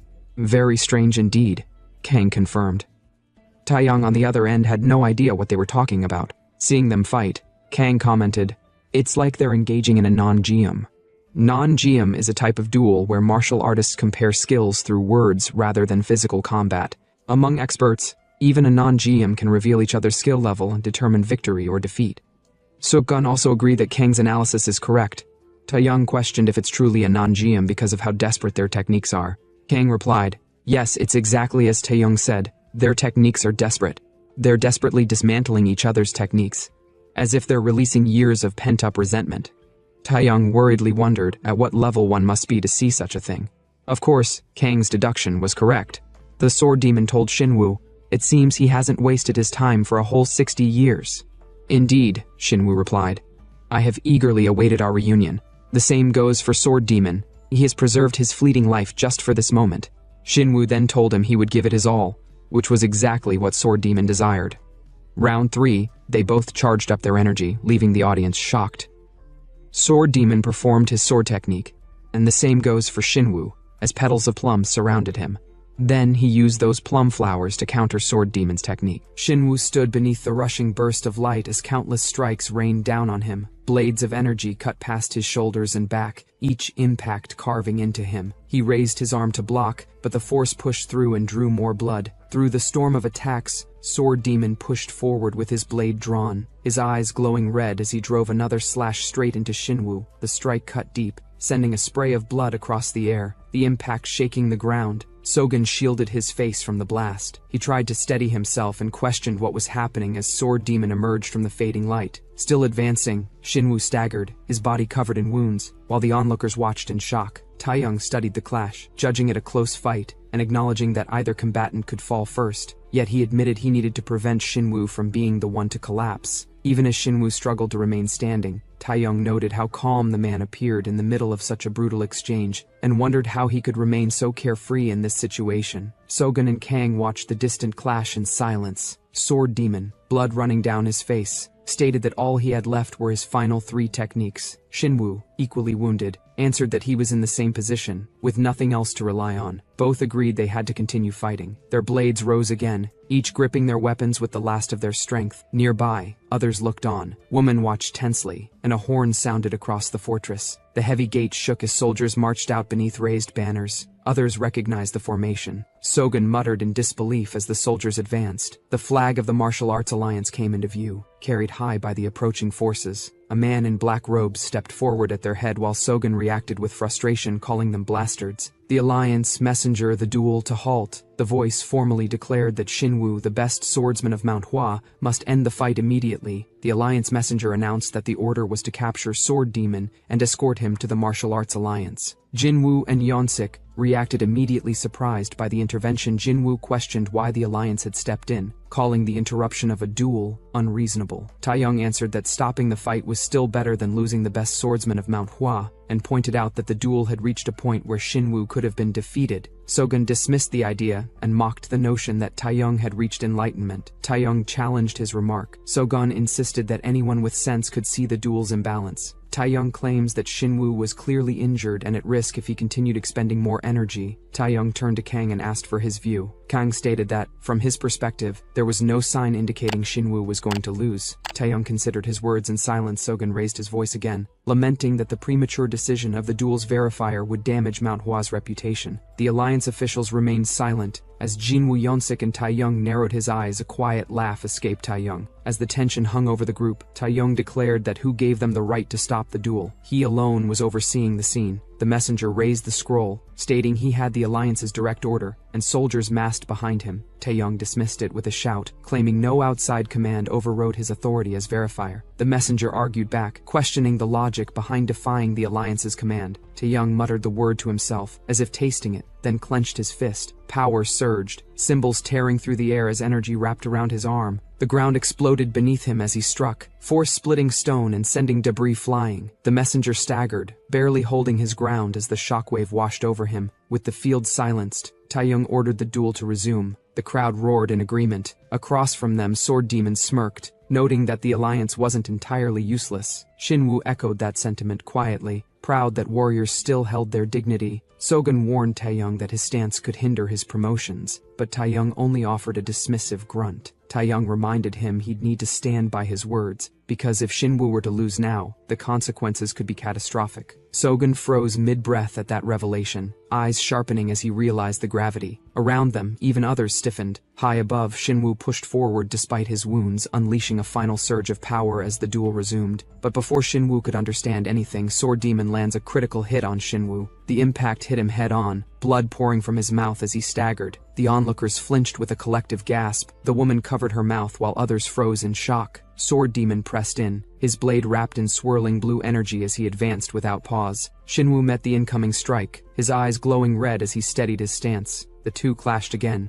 the force shaking the ground. Their blades collided, sparks bursting between them. Sword Demon unleashed another surge, his slash sweeping downward in a streak of blue. Shinwoo countered, lifting his sword to block. The collision rang out sharply as energy crackled between the two weapons. The shockwave pushed several spectators back, forcing them to shield themselves while shouting in alarm. Above them, Shinwoo was struck by the force, his body flung back through the air as countless slashes tore at him. The onlookers shouted in shock as he struggled to stay upright. More strikes followed, each cutting deeper into him. His body twisted from the impact, and several disciples cried out in alarm. The woman whispered his title, the greatest swordsman of Manhwa, in disbelief, watching him get pushed back again. Sword Demon continued advancing. The crowd murmured that the greatest swordsman of Manhwa was being overwhelmed. Taeyong's face hardened while another officer stared tensely. The whisper rose louder. Shinwoo had fallen. Gasps spread across the hall. The Alliance messenger froze, unable to speak, while Taeyong stepped forward, startled by what he saw. Taeyong's eyes narrowed as he steadied Shinwoo, refusing to collapse. Swords suddenly struck the ground, drawing everyone's attention. Taeyong reacted with surprise as Shinwoo pulled his blade free again, breathing heavily as blood dripped down his face and beard. His grip tightened despite the trembling in his arm. Sword Demon noted Shinwoo's refusal to fall and stared back with his red-lit eyes. Shinwoo exhaled raggedly, barely holding his stance. The Sword Demon asked why he hadn't dodged. Shinwoo answered that he wouldn't have understood otherwise. He continued upward movement, still raising his blade. He said he had needed to know the Sword Demon's true strength. Taeyong finally released a long breath. Taeyong asked if Shinwoo's choice hadn't been too reckless, saying Shinwoo had pushed himself to the extreme just to gauge his opponent's power. Sogun replied that it wasn't just that. He explained that blocking an attack always inflicted greater impact than dodging it. He said the attacker also had to expend much more energy. He added that while the face being hit hurts, the fist that punches also suffers. He told Taeyong this was his area of expertise better than anyone else. Sogun asked Taeyong to look. If he had dodged, the internal injuries he suffered wouldn't have happened, but the sword demon would also have avoided internal damage. The sword demon gritted his teeth. His hand trembled as he held his blade, the strain visible even as he stood firm. He called out to Shinwoo, noting that among all the righteous faction masters he had ever fought, Shinwoo's swordsmanship stood above the rest. He acknowledged that within Shinwoo's group, the title of best swordsman belonged to the Taeguk sword god. Yet after facing Shinwoo directly, he insisted the truth was different. His eyes burned red as he stated it plainly. But to Shinwoo, the rest meant nothing. He cared only about surpassing himself. Shinwoo lifted his head toward the swirling sky as the air vibrated, but the sword demon reminded him that today, the one he needed to surpass, was the man standing right in front of him. Dark energy surged as he launched forward with everything he had. His blade ignited with a cold blue aura, the ground shaking beneath each step. Shinwoo watched the attack gathering, his own last strength pooling for a single response. Only one strike remained between them. The sword demon's smile sharpened, blood trailing down his chin as he promised the outcome. When that final strike fell, only one of them would still be standing. He declared that the winner of that strike would be the greatest swordsman under heaven. Both of them lunged forward to attack. A sudden memory shows sword demon stood alone in the settling silence. He saw his ruined village, smoke drifting through shattered homes. He walked through the debris and entered a dark room where a young woman lay unconscious on a bed. Sword demon approached her slowly, extending a shaky hand toward her pale fingers. Blood scattered across the woman's hand as sword demon's fingers touched it, leaving a red smear behind. A strained breath escaped him. His voice trembled as he tried to speak, the sound catching in his throat. He muttered in relief, grateful that the woman was unharmed. The broken structure groaned as dust drifted down, and again the faint whisper echoed that it was fortunate. A soft glow appeared within the darkness. At present, a pale flower bloomed in midair, surrounded by drifting particles of light. The petals spread outward, forming a spiral that brightened into a beam. A crystal manifested at the center of the glow. It spun rapidly before expanding into a sharp glowing shard. Shinwoo's sword directly hit sword demon in the chest. On the ground, woman watched in shock. Jinwoo shouted as the impact rippled across the arena. Yunsik reacted sharply, trying to understand the outcome. Kang, Sogun and the other fighters looked on in silence as the dust began to settle. Sword demon lay slumped in Shinwoo's lap. His breathing weakened. He told Shinwoo that he had been surpassed. He used the last of his breath to call Shinwoo the world's greatest swordsman. Shinwoo looked down at him and stated that his revenge had been left unfinished. Sword demon denied it. With a faint grin, he said his revenge had already succeeded. The reason, he explained, was simple. Shinwoo being a murderer was now known to the entire world. Shinwoo stared at him in silence as the ruined arena stretched behind him. Sword demon added that exposing that truth was all he needed. Shinwoo asked if everything had been orchestrated just for that. Sword demon answered that there had been something he had wanted Shinwoo to know. His voice weakened further as he thanked him. Shinwoo's eyes widened. Sword demon exhaled and went still. Shinwoo lowered him gently and stood. Below the arena, Taeyong approached and questioned the meaning of Sword Demon's final words, asking why he would express gratitude to Shinwoo. Shinwoo replied by thanking Officer Taeyong. He explained that thanks to Taeyong's earlier actions, he had been able to finish the duel without interference. Taeyong stiffened at the statement, his expression tightening as he murmured that was merely his duty. Shinwoo then admitted there was no need to hide anything anymore. He revealed that at Chrysanthemum Village the sword demon had been present, and that he personally killed the villagers. Shock rippled through the men around him. Shinwoo explained that the sword demon's thanks were for that very incident, though the officer failed to understand. Shinwoo then stated that, like any war, a battlefield demanded brutality. His mind replayed earlier arguments, accusations about using villagers as shields, the clash over cruelty, and warnings about becoming no different from their enemy. His superior had insisted that war required cunning and harsh measures. Because of that decision, the people of Chrysanthemum Village had been doomed. The moment they became the target of someone who spared no means to reach their goals, their peace was lost. They were tortured and abused, trapped behind bars with no escape. A young mother held her child while armed men stood outside the cage. They were destined to become sacrifices for allies bent on revenge, forced into a nightmare where the living envied the dead. Shinwoo stated that if they had been the sword demon's family, their fate would have been even more gruesome. He explained that this was why he had taken matters into his own hands. Taeyong looked at him, remarking that the supreme sword of the heavens acting in such a cold-blooded way was unexpected. Shinwoo told him he would come to understand soon enough. At the Martial Alliance, the grand building stood over the courtyard. An elder supreme sword of heaven tended to a plant in silence until another officer approached, calling out to him. The officer asked if the report had arrived. Supreme Sword of Heaven replied that he wasn't sure which report the man meant, but preferred to hear it directly. The officer reminded him of his earlier concern about losing Manhwa's top swordsman and questioned why he was acting indifferent now. Supreme Sword of Heaven turned away, stating there was no need to worry anymore. The officer continued, saying the duel had ended with Manhwa's swordsman as the victor. He added that the sword demon was dead. Supreme Sword of Heaven narrowed his eyes at the statement. The officer or say man noted an additional detail, drawing attention to Shinwoo, who had apparently taken matters further. While trimming the orchid leaves in silence, the supreme sword shifted slightly as the next words fell. Shinwoo had challenged him to a duel. He paused only for a breath, the leaf snapping cleanly between his fingers. He asked if he had heard, but the man simply stared ahead as murmurs rose. He assumed Supreme Sword of Heaven had lost his mind, their disbelief mounting, as the Supreme Sword of Heaven imagined the match. The idea alone sent a thrill through them, and one even suggested turning the duel into a spectacle to sell tickets. Before their fantasies could grow, a voice called out. Urgent news had arrived. The messenger stepped forward, but the elders brushed him off, assuming it was the same report. The man shook his head. This one came from the North Sea Ice Palace. Their expressions tightened. The man asked what had happened. The messenger swallowed hard before delivering the name. The Lord of the North Sea, Absolute Ice Jade. Scene shifts and we see a violent storm swept across the northern waters. Snow and wind tearing through the landscape as the distant palace lay half shrouded by the blizzard. Inside the North Sea Ice Palace, the old lord lay unconscious on his bed. A silver-haired woman stood beside him, watching silently. A crystalline star formed, releasing a cold radiance that descended toward him. A door opened sharply. A figure appeared with some other men's. The four elders of the North Sea Ice Palace appeared. Seo Jiho, Yuhu, Seo Gong, and Guho. A hooded figure stood behind them. Seo Gunryo asked if the ice crystal had been secured. Yuhu answered that it had not. Seo Gunryo stated that until they obtained the ice crystal, Aaron had to be kept away from the palace mistress. Seo Gong reported that security had been tightened. Seo Gunryo moved forward with the others and found two guards collapsed on the ground. He pushed open the inner doors. Inside, Aaron stood ready, the power around her wrist glowing with light.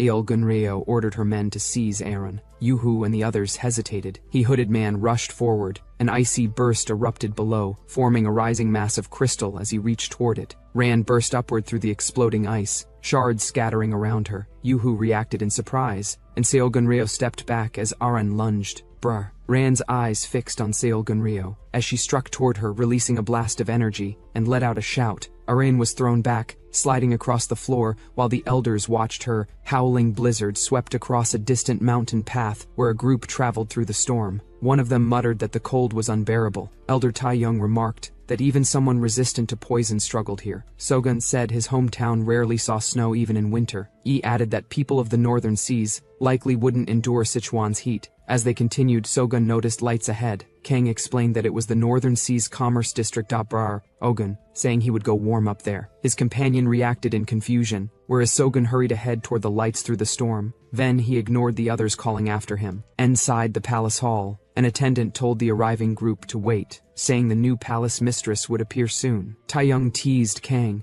asking how someone who liked women could miss seeing Bing Yoje, regarded as the most beautiful woman in the martial world. Kang if Seo Laran had really been that renowned. The group entered as the elders prepared to introduce the new leader. Seo Gunryo welcomed Taeyong martial official and introduced herself as the new palace mistress of the Northern Ice Palace. Taeyong questioned the name, saying he had heard Seo Aran was the rightful successor. Seo Gunryo responded with a brief thought. He then stated that Seo Aran was wanted for assassinating the former palace mistress and stealing the ice crystal. The guests reacted with surprise. Scene shifts and we see the group move through the lit walkway. Former palace mistress's body lay prepared for rites. Taeyong remarked that the deceased was one of the 10 grandmasters, and that meeting her in such a state was unfortunate. He noticed someone unfamiliar. He whispered to himself that the newcomer used the Golden King's Jiang style. Before he can think more suddenly, a drum was struck repeatedly as the gathered men turned toward the sound. Seo Gunryo stepped forward, flanked by attendants, and addressed the crowd. She introduced herself as Seo Gunryo, and declared herself the rightful successor of the Northern Seas. Her voice carried over the hall as she repeated the declaration before the assembled visitors. Group of martial artists lowered their heads and greeted her as the new palace mistress. Murmurs spread among the crowd as others watched in silence. Ayoung stood with a cold expression. One man raised a question, asking whether the palace mistress of the Northern Ice Palace should be recognized by the ice crystal. Another agreed and demanded to know what had happened to it. Nay of the palace elder answered that the ice crystal had been stolen by the traitor who assassinated the palace mistress. He added that the palace could not remain without a leader even for a moment. Another group objected, saying only the one who inherited the ice crystal could become the true palace mistress. Someone argued that Seol Gunryo was the sole successor, while another pointed out that Seol Aran was still alive. A sharp response came that Seol Aran was a traitor. As the tension rose, Taeyong received a message through a focused burst of energy by Kang. Kang told him to leave the place. Taeyong reacted with surprise, whereas Kang reminded him that he was representing the Martial Alliance and said that staying for this succession would imply the alliance recognized Seol Gunryo as the new palace mistress. Kang warned that attending a succession without the ice crystal could complicate the elder's position. Taeyong considered it silently, then decided. He told his attendants to leave, and they followed him out. Seol Gunryo watched them go with surprise, then said nothing as they walked away. Outside, the wind howled around the palace. Taeyong later reflected alone. He realized Seol Gunryo had tried to use the mourners at the funeral to legitimize her claim. He acknowledged he had nearly been caught in her scheme. He then wondered how the young man,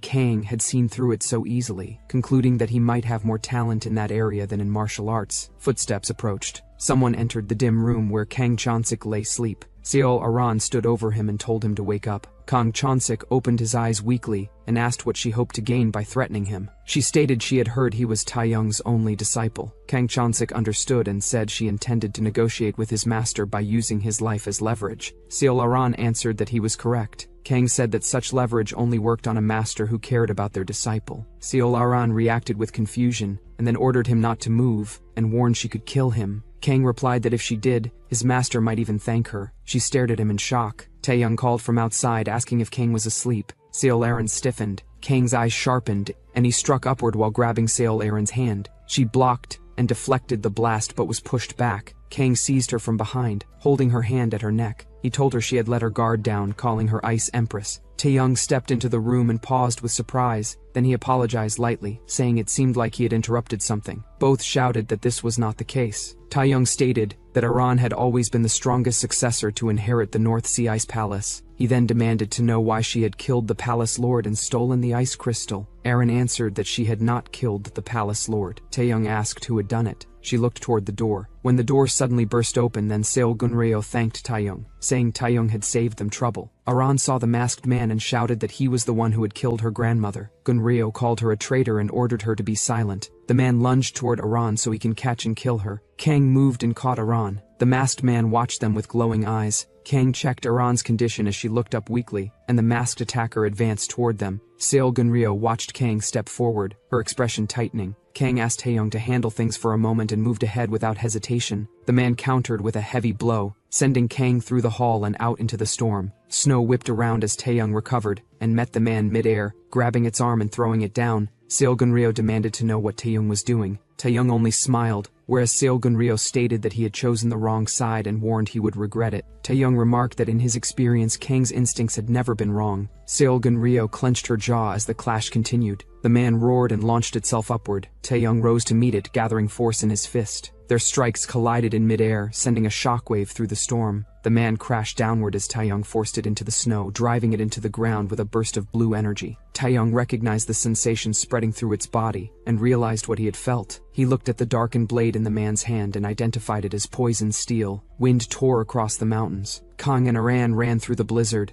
Aran apologized for dragging him into the mess. Kang told her to forget that and asked who was chasing them. Aran glanced back and reacted with confusion before noticing multiple silhouettes closing in. She identified them as the North Sea 11. Ice surged across the ground as the group advanced through the storm, rapidly gaining on them. Nearby, other warriors braced themselves as the pursuers approached. Aran warned Kang to be careful. She stated that they were skilled fighters far beyond Kang's ability to handle. Kang answered calmly. A man addressed Aran as princess and urged her to go back. Aran asked if returning would spare her. He replied that her own people would not kill their kin. Aran lowered her gaze and said they were calling her a traitor accused of assassinating the palace lord. Then Aran asked what deal the man had made with Seol Gunryo. The man said there was no time to waste and ordered his men to capture through Bando. Several of the North Sea 11 leapt forward. Black ropes shot toward Aran and wrapped around her, tightening with force. She tried to break free, frost gathering around her arms. Kang's expression hardened as he charged in, whereas Aaron steadied herself, gathering icy energy along her hand. Aaron's ice burst outward and shattered the ropes around her. Frozen shards spread across the ground as the attackers stepped back through the storm. Kang watched her release a cold breath. The man leading the group stated that taking her in peacefully was no longer possible. Aaron struck forward, launching herself at them. She said she had not wanted it to reach this point either. Her fist collided with the man, and the impact sent a sharp flash of blue light through his arm. She tightened her grip on his wrist, ice spreading across his skin. His eyes widened as frost climbed up his arm. The man shouted in pain and was thrown back. The others behind him stiffened as they watched the clash. Aaron stepped ahead and warned Kang not to interfere, saying the opponent was too much for him. Kang hesitated, then quietly agreed, where, as in the palace, the explosion of cold pushed outward again, shaking the area. Gunryo looked at him sharply. Taeyong noted the change in the man's aura, and recalled Seol Aran's earlier warning. Taeyong's thoughts replayed Aran's claim. If it was true, then the opponent Aran mentioned had once defeated one of the 10 great masters. He considered his own progress, acknowledging his recent improvement while questioning whether it was enough. Taeyong wondered if he could truly face someone like that. He muttered to himself that if that man Sogun were here, he would fight without hesitation. The thought tightened his expression. A sudden thought interrupted him. He recalled a memory when Sogun caught Kang's wrist. Energy hissed through the air. Kang stood before him, veins glowing green up to his arms. Sogun asked how this was possible. He explained that what he had just tested was the 1,000 poisons. Kang froze briefly as Sogun continued, pointing out that he had survived the strongest poison in the world. Sogun declared the result plainly. Kang had become immune to all poisons. Taeyong and the others watched as Kang steadied himself, the realization visible on their faces, while Taeyong processed the conclusion in silence. Taeyong stated that it was his turn. Sogun tried to stop him, warning that approaching him would mean instant death. Taeyong muttered with frustration, wondering how monstrous Kang truly was. Taeyong advanced toward Kang. Kang met his gaze without reacting. Sogun called out again, then added that Taeyong shouldn't be too discouraged. He said that fighting him had given Taeyong at least some resistance to poison. Taeyong stood nearby and repeated the line to himself, noting the unexpected benefit. In present, a faint sound escaped him as he lowered his head. His fist tightened. He looked at his hand, considering the statement. The thought surfaced. He had already faced death 2 or 3 times before. Taeyong's eyes sharpened.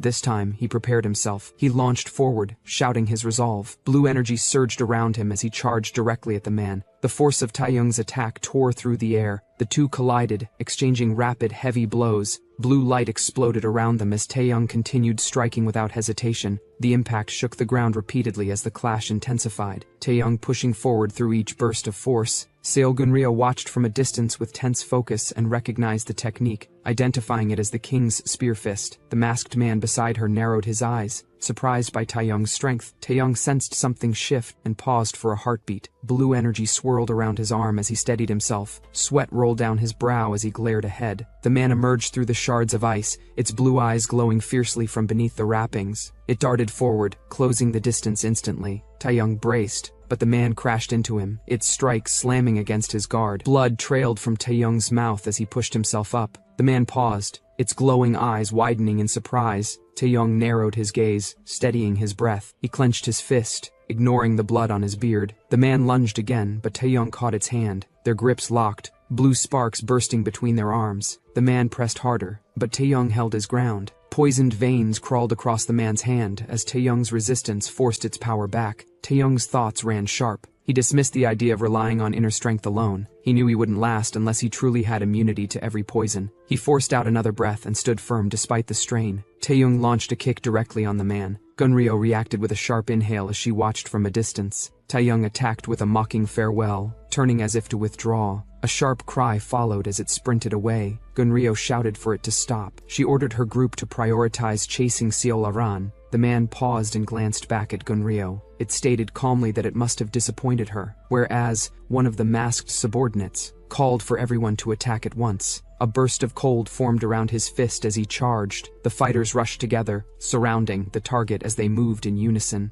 Kang stood in their path, calm as blue flames rose around him. He watched them approach, and reminded them they were no match for him. His expression remained steady as the wind shifted around him. One of the masked men leaped ahead to strike, but Aaron sidestepped, sending the attacker flying past him. Another assailant attempted to flank him. Eren moved lightly and avoided the blow, letting the attacker stumble through the snow. A third fighter grabbed one of his allies to prevent him from being dragged further. Their combined strength steadied the clash for a moment, but Aran's power surged. Blue light erupted from the defender's arm as Aran broke through their resistance. The man gritted his teeth, struggling under the force. Aran's push sent a heavy shock through the man's body, forcing him backward. Aran continued advancing while other fighters tried to intercept. One raised his glowing claws, rushing toward her with a sharp strike. The attacker appeared behind Aran and apologized to her, lifting his arm to strike again. Eren turned sharply as the claws came down, but the attacker swept past, leaving a blur of motion. Kang appeared behind Eren, stopping the strike aimed at her. The attacker gritted his teeth, struggling under the pressure. The ground cracked from the force before the attacker's was blown backward. A man watched, unable to process the sudden imbalance in strength, whereas Kang asked Eren if she was unharmed. Eren noted the skill he displayed, questioning how the successor of the Chengwang fist could be this strong. She steadied her breath and thanked him for helping her escape.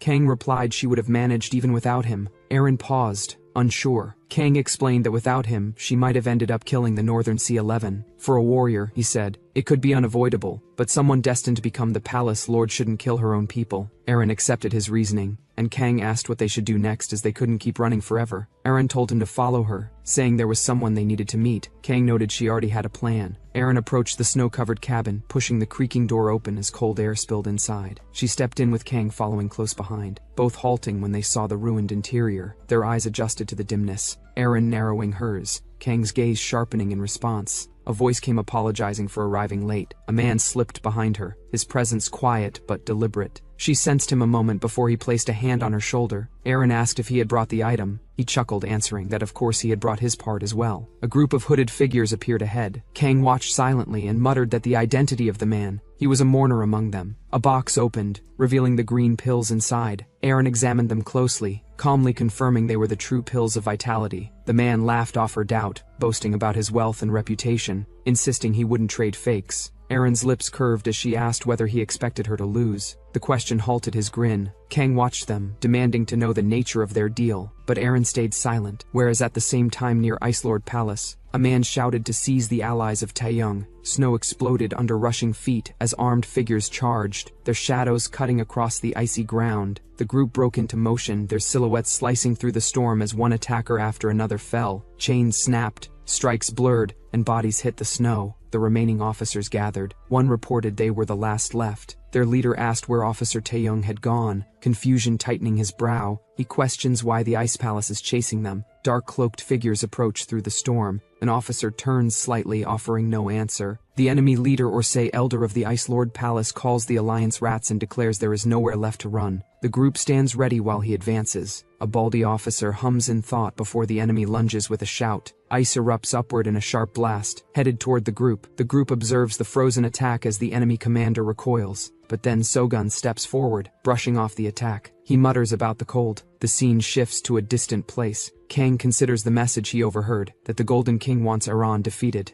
Aran states that he must have negotiated with the military commander as well. The man Kunwan as King Guillaume explains that a merchant always keeps alternatives prepared. Aran told Guillaume he might want her to lose, and she stated it calmly. She then added that she had already promised him a marriage if she were defeated. Across from her, Kang reacted in brief confusion at the word. Guillaume smirked, acknowledging that, as a merchant, he naturally pursued the greater benefit. Aran noted that he still had to prepare for her victory as well. Guillaume agreed, explaining that if the Fire King's pill were fake, the deal would collapse and damage his reputation, and he reminded her that a great master like him wouldn't act recklessly. Facing her closely, he assured her the pill was genuine. Eren fell silent, then opened the black case containing the pill. Back at the group, the surviving men regrouped in the snow. One announced he was alive, another asked about Officer Taeyong, and the others questioned the whereabouts of Kang. Sogun reported he was completely alone, causing another to lament their dire situation. The elder stood at the front, his expression hardened as he stated that Elaine's dogs have now no way to run around. One of the men behind Sogun asked what they should do. Sogun clicked his tongue, unimpressed, wondering if these frightened youths were truly meant to be the Martial Alliance's future. A man stepped forward, explaining that their opponent was one of the 4 great ice generals, second only to the Ice Palace Lord of the Northern Sea. He continued rambling, beginning to introduce Han Seol Gun Yu Hu, until Sogun cut him off, sharply telling him to stop flapping his lips. He added that if it were Kang standing here, he'd have already thrown the first punch. Sogun lunged forward to attack. The elder tried to block the attack by creating ice shield. Sogun's another attack followed. Purple-blue flames gathered in his hands, roaring as they clashed with the storm of ice. Fragments shattered, and the battlefield filled with cracking light and force. Some hooded figure moved through the blizzard, their glowing weapons slicing through the air as they advanced. Sogun smiled confidently. He uses his fist and blocked every attack of the man's lunging toward him. The ground cracked as the impacts continued, and the elder surged forward to break through the assault. Before his punch can land, Sogun grabbed him by the neck. The group watched in shock before the fight resumed. Sugunub picks up the elder and throws him down, whereas Aran and Kang ran across the snow, leaving clear tracks behind. Kang noted how far she had gone just to protect her power, calling her bold. She looked back, silent. He asked if she planned to absorb the ice crystal now that she had secured the neutralization pill. She stiffened at the question. He wondered why she was surprised, calling it the natural next step. She agreed, adding that without the crystal's recognition, she couldn't become ruler of the Northern Sea. He asked why she wanted the position so badly. She froze at the question. He stated that power was only a burden. He then wondered aloud if she was taking on something too large for her age. She answered that she had her own reason. Then she added that she had a favor to ask. She states that to absorb the ice crystal she needs him. He freezes, confused. Snow strikes again as distant combat echoes through the mountain. Elder screams while gripping his wounded arm. He seizes Sogun's arm, frost cracking under pressure. Energy surges again, breaking apart ice and releasing heat and steam. He groans through the reaction. Sogun questions why the Ice Palace is attacking the Alliance envoy. The elder replies, Taeyong, the Alliance martial officer, sided with the rebel Seol Aran. Then Sogun questions this. Seol Aran is supposed to be the Ice Palace successor. An officer wonders how Sogun is unaware of the situation. He turns away, saying the answer will become clear soon. Another officer studied the fallen elder and murmured among themselves. One of them noted how easily Sogun had subdued a commander of the Ice Guard, wondering if the Grand Chieftain's skill had truly been at that level. Another remarked that Taeyong, the martial officer, had defeated such a figure like him and jokingly referred to him as the god of battle. They stiffened when they saw Sogun approaching. He told the group to follow. When asked where, he only grinned before explaining that they were heading to the Divine Blood Palace. The group reacted in disbelief, surprised that such a place existed. Inside a cavern path, Kang walked with Aran. He asked if this was where the ice crystal had been hidden. Aran confirmed it, adding that this was also where the ice crystal had originally been created. She explained that, long ago, this place had served as the Ice Palace. Kang observed the structure ahead and stated that the term natural fortress fit it well. She explained an incident that during the conflict between the Orthodox and demonic sects, the Divine Blood Palace had suffered severe damage. The invader responsible was the Venom Demon. Kang recalled the Venom Demon's name as he pictured its silhouette. Venom Demon destroyed countless Northern Sea Masters. Even Aaron's grandfather had died during that period, Kang added, saying the former ruler had eventually subdued the Venom Demon and rose into the ranks of the top 10 masters as a result. Aran added that the Venom Demon had been fearsome, whereas Sogun's group has also arrived at the place. When Sogun explained about the situation he had Kunwan till now, the group reacted as one of them asked if this meant Seomgun Ryo might not be of direct lineage. Sogun replied that, according to the elder he had defeated named Yihuo, or whatever his name had been, he understands some things. Then he continued explaining that one day the ruler had brought a young girl to the palace. Since nothing was ever said about whose child she was or her relationship to the ruler, everyone simply assumed she had been the ruler's hidden descendant. He continued, saying the successor had already been designated as Seol Aran, so the girl's presence held no weight. Years later, a mysterious man entered the palace, and his name was Mono. An officer reacted when he realized it was the same man who had once protected Seol Gunryo. Sogun asked if he had met him, and the officer answered that it had been brief. Silence followed before someone questioned if this place was truly the Divine Blood Palace. Sogun confirmed it, explaining that the passage had narrowed due to past conflict, and that the inner sanctuary would soon appear. Officer asked how he knew this, and Sogun replied that he had been there before. The group reacted, wondering how the chieftain of the satisfied tribe could have come here. Suddenly, the group lost footing, and the officer slipped, catching himself with a shout. The others tumbled lightly, muttering from the impact. The officer inspected his hand with surprise, before turning toward the figures waiting ahead in the cave. Gunryo and her men was already waited there. The man who was protecting Gunryo till now glanced at Sogun. Realization settles in, as Sogun identifies him internally. He confirms it aloud, recognizing the hooded figure as the one they spoke of. Gunryo's group standing ready, all focused ahead, An officer named Namgung mutters that he shouldn't have come and regrets not going south instead. Sogun recalls loudly that Namgung Chong had always been the one leading charges in battle, then adds that he had been somewhat reckless. Sogun states that it is unfortunate Namgung Chong's descendants turned out lacking. He continues saying the Namgung family, once compared to tigers, now has only mountain rabbits left. Gunryo steps forward and declares that Sogun's group must be part of the rebel faction. She repeats the accusation, demanding to know how they entered the sacred place. Sogun dismisses the claim, with a quiet remark about rebels. He then asks whether Gunryo's side were not the real traitors who displaced the rightful heir and took the position. Gunryo stiffens at the accusation. An elder counters, asking how someone who murdered the palace lord and stole the ice crystals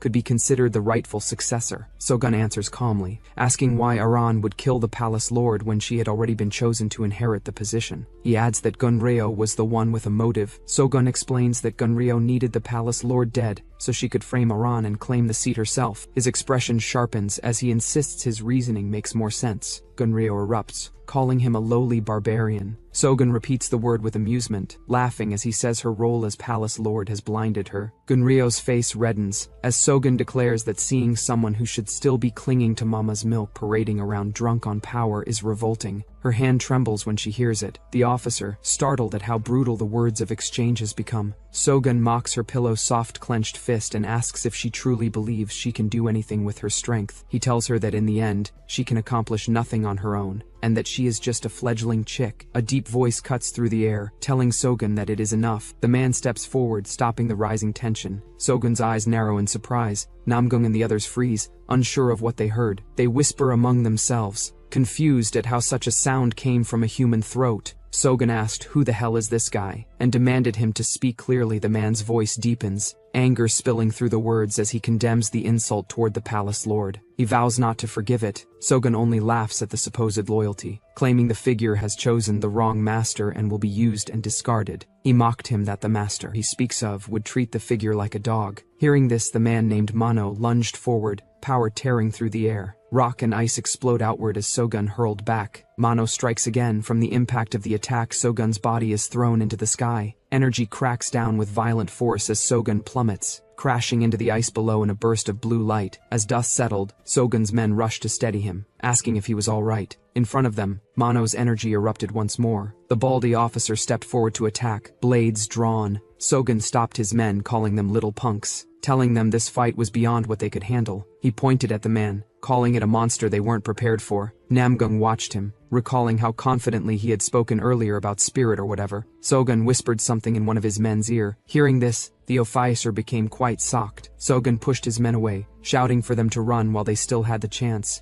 They obeyed, retreating as he urged them on. Once they were clear, Sogun steadied himself, muttering that kids should know how to respect their elders, then snarling at the fleeing brats. Gunryo tensed as she turned toward him, teeth grit, calling him out as well. Before she could react, Mano struck again, his movement cutting through the air with speed. Sogun watches Mano's arm rise, blue energy spiraling as it gathers force. The shockwave tears through the air, sending him tumbling as the strike lands. Mano steps through the surge, its fist wrapped in tightening strands of light. The impact digs into the ground, the tunnel shaking with each pulse. Sogun braces himself, managing to stay upright while Sogun's momentum drives past him. Mano lifts him by the coat with one hand, his aura swirling upward in a dark column. Sogun lets out a strained laugh, blood dripping from his mouth. Mano tilts its head, its glowing eyes narrowing. Sogun calls it nothing but a dog and mutters that once the hunt ends it will be tossed into the pot. Mano's expression hardens at the insult. His distorted voice rumbles out, calling Sogun a bastard. Energy spikes around it as it prepares another strike. Mano passes his hand across Sogun's body, where his scene shifts and we see an elder of North Sea Ice Palace walked ahead with his flame held high while Taeyong followed behind him. Taeyong examined the barred structure and noted that the place had once been used as a prison. The elder explained that since the divine blood was located inside a cave, it naturally became a suitable place to confine someone. They stopped before a door sealed in chains. Taeyong placed his hand on the metal and the elder identified it as eternal cold iron. He mentioned rumors of a monster that could only be contained with that material. A dark, hooded figure with glowing eyes briefly surfaced in Taeyong's memory. As he remembers that man, Taeyong questioned why the elder had brought him to the divine blood at all. He reflected on how he had been branded as part of the rebel faction for siding with Princess Erin. The elder explained that most people in the North Sea supported the current palace lord, while Princess Aran had given hope to the lower classes by making promises to them. When Taeyong asked what promises she had made, the elder described how the barren land forced people to fight for survival daily, a hardship the ruling class used to tighten control. He added that the people were kept in suffering because it made them easier to govern. He continued, saying the ruling class wanted to maintain that situation. Taeyong muttered that this was why the Murim Alliance insisted on preserving the 10 Great Masters system. The elder added that Princess Aran had tried to change things by encouraging trade and commerce. Taeyong recalled that is why that bastard Gold King Guillaume was there. Taeyong urged the elder to leave the matter to him and return immediately, warning that if the palace lord discovered him, he would lose his head. The elder stated he had no regrets about his remaining life and wished only for the princess' safety. Taeyong reassured him and stated that he would protect the princess. A brief shock crossed his expression before he steadied himself. Then he repeated his words, stumbling slightly as he says, "We will actually." Scene shifts and we see Kang asked Aran if she expected him to teach her the Spear King technique. Aran answered that stabilizing the absorption of ice essence required the technique's inner energy formula. Kang paused at her explanation. Aran recalled how her grandmother had once traveled to Shaolin to learn the tendon-altering sutra for the same purpose, but since Shaolin only accepted women, her grandmother had instead recommended the Spear King technique. Aran added that the technique still had roots in Shaolin nonetheless. Kang went silent at that. He then asked about Cha Yon Gun. The man known for Shaolin's infinite potential was there. She continued, saying that he still wasn't on her level. Aran then asked Kang if he knew Sang Yon Rin, the one recognized as the next generation's #1. Kang recalled a memory standing opposite that man, whereas Aran explained that she had been the final candidate competing for that spot, but as the heir to the North Sea Palace, she had been forced to give it up. Kang acknowledged her explanation. Aran concluded by stating that Kang was strong, something she had already confirmed when he fought the 10 Frosts of the North Sea. Aran insists it's not for any other reason. Kang wondered if there is another reason, whereas in the fight, shards of blue light surge downward. Our Baldy Saitama narrows his eyes as the incoming attack crashes around him. Baldy steps forward and blocks the attack with his punch. Namgung stares at the encroaching enemies, questioning how they managed to track the group again. The realization hits. Sogun might have. Namgung demands directions from the young officer Jang Sam, asking whether Sogun's words can be trusted. Jang Sam, or say Sam, stays focused ahead, carrying the weight of the decision. He remembered what Sogun whispered in his ears. Sogun gives urgent instructions. Reach the divine altar by following the marked path and hold out as long as possible. He stresses survival until help arrives. His gaze shifts to that guy, reminding Sam that only that guy is the one meant to save him. Sam steels himself, recalling the warning, survive until Taeyong Martial Hall reaches them. Back in the present, enemies gather in formation. Their leader, and one of the elder of the Nordharn Sea Ice Palace, steps forward, cloaked and unreadable, as Namgung, Baldy and Sam brace for the clash. The elder muttered that he had already avenged Yu-Hu, though the thought lingered unfinished. Sam questioned the word, only for the elder to declare that they would serve as sacrifices. Our Baldy launched forward with a determination to perish everyone, but his strike swallowed by the massive sphere of energy the elder summoned. After forcing the attack, the sphere shattered, throwing Baldy back with a pained grunt, the others watching in alarm. Sam noted they wouldn't reach the divine altar at this pace. Confused, the elder glanced back before the crackling force erupted around him. The explosion spread outward, and Sam's group steadied themselves as fragments dissolved into the air. The elder noticed something strange among the dust and turned, confused. More energy detonated outward. The field shook under the force. As the haze cleared, we see Taeyong stood there. He acknowledged Elder Seo Jiho as one of the 4 great ice masters of the Northern Sea. Taeyong challenged Seo Jiho to reveal his strength. Seo Jiho responded by calling him a troublemaking brat and prepared to discipline him. Gathering another sphere of energy, the group reacted in shock as Seo Jiho raised the sphere overhead. Taeyong leapt upward, closing the distance. He raised his fist. His strike cracks Seo Jiho's sphere and slamming it to the ground. The counterforce of Taeyong hurled Seo Jiho across the arena. Blood dripped down his chin as he pushed himself up, only for Taeyong to rush him again. Another blow sent Seo Jiho flipping backward. His guards tensed but remained still as the dust rolled outward. The guards reacted with alarm just as shards of blue ice rained down from above. Taeyong moved through them, chasing Seo Jiho with rapid strikes. Elder Seo Jiho retreated, activating a deeper force. Purple energy rose around him as he chanted, summoning a larger surge. His hand stretched outward, as the gathered aura compressed and twisted around his fingers. Seo Jiho's wrist is caught mid-strike by Taeyong. Taeyong tells him he has already lost. Seo Jiho glares back in silence, blood running from his mouth. Energy crackles between them as he struggles, but Taeyong holds steady. When Taeyong presses Seo Jiho's arm, pain shoots through Seo Jiho's arm, forcing a scream from him. Guards watch in alarm as Taeyong tightens his hold. The guards shout, but Taeyong ignores them. After a while, he then questions Seo Jiho, demanding clarity. Seo Jiho explains that Sogun, or whatever his name, is dead, stabbed clean through the stomach. Taeyong couldn't process how something like this can even happen. Seo Jiho mutters that the injury should have definitely killed Sogun already. He then laughs, saying Taeyong will join him soon. Taeyong steps back. He realizes Sogun specialized in toxins, yet someone else killed him with something like that. He wonders what kind of monster could do that. Taeyong then mutters that the attacker isn't from the Northern Sea. He demands answers from Seo Jiho, but Seo Jiho weakly dismissed it, expecting that Taeyong adds that the attacker is from the demonic sect. The group react in shock. Taeyong cuts them off, stating he's an inspector from the Alliance, and warns Seo Jiho to tell the truth before he reports that the Ice Palace is colluding with the demon sect. The guards panic. Seo Jiho tries to explain that they were dragged in this.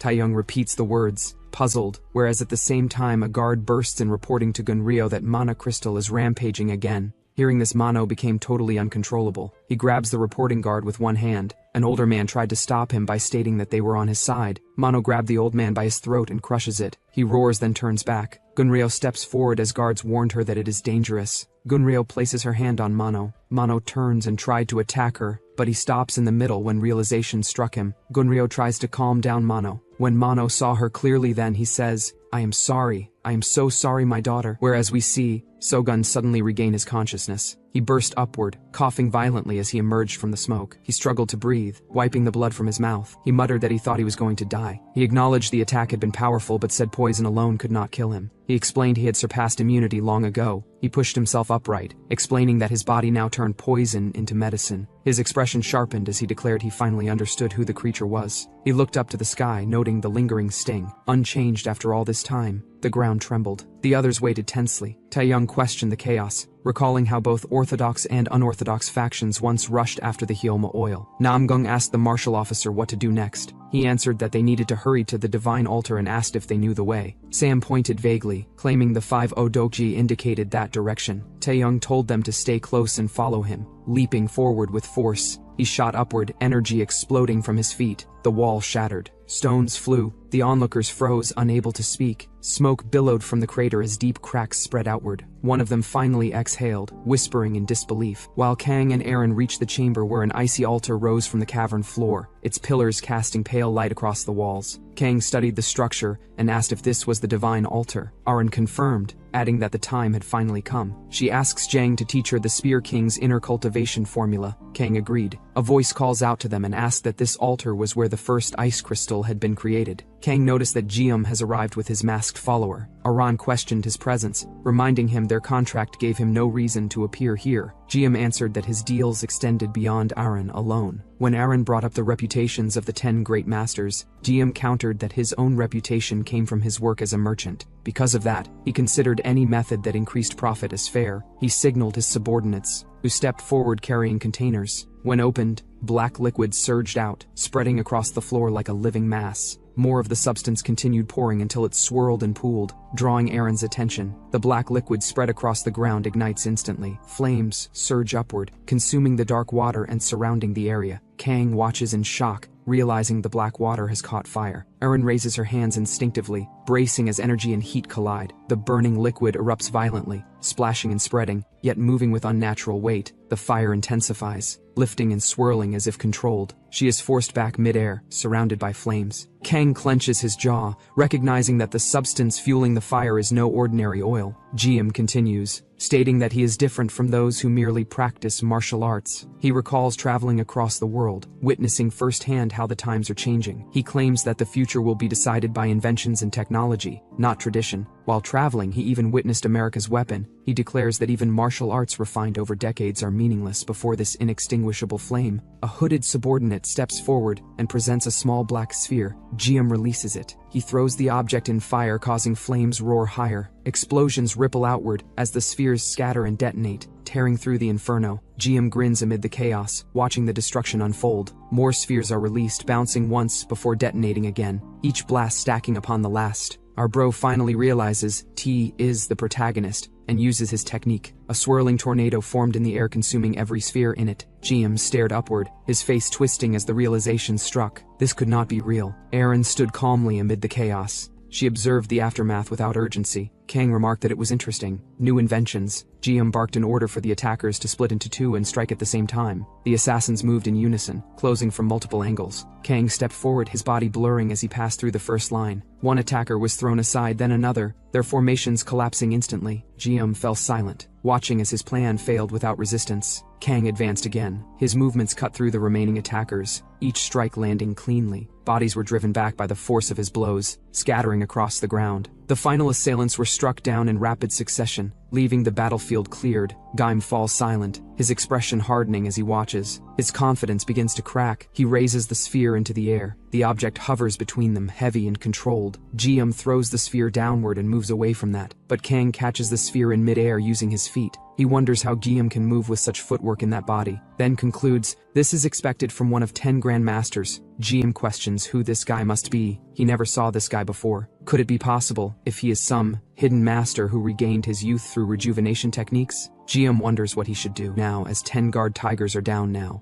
and obviously as a merchant he chooses a better option, the option to run. While running he met Gunryo's group. She addressed him as Golden King, and asked what had happened and whether the ice crystal had been secured. The answer came simply, they had failed. He said that an unknown supreme expert had been helping her, possibly the one brought in by the Mangryong clan. The elder dismissed it, stating that if it were him, they had already taken his life. Jiam froze, recalling that he had just been fighting that very person. They moved on toward the divine altar, noting that the ice crystal was there. As figures descended in a rush of motion and energy, Jiam's eyes locked forward in shock. A name surfaced in his mind, Spear King Fist, Taeyong. Taeyong's voice carries through the cavern, noting that everyone has gathered. Before he can react, Taeyong's group also arrived. Footsteps skid across the stone. Namgung curses under his breath about why they keep running to these guys. The woman grips her weapon. He questions her intent, asking if she truly plans to fight. She steadies herself and decides there is no other choice. If she does not stand her ground here, then she will not be able to face her master at Manhwa. Baldy lunges forward with a roar, striking with overwhelming force, while Sam swings a staff down from above. He states that he may be 6th disciple of the Beggar's sect, but if rumored spread about him running like coward, then it will be worse than death. Namgung raises his voice and asks if everyone has lost their minds. He falls silent for a moment, then reflects that only mountain rabbits remain in the Namgung clan, where tigers once roamed. He tells everyone to wait and grips his sword,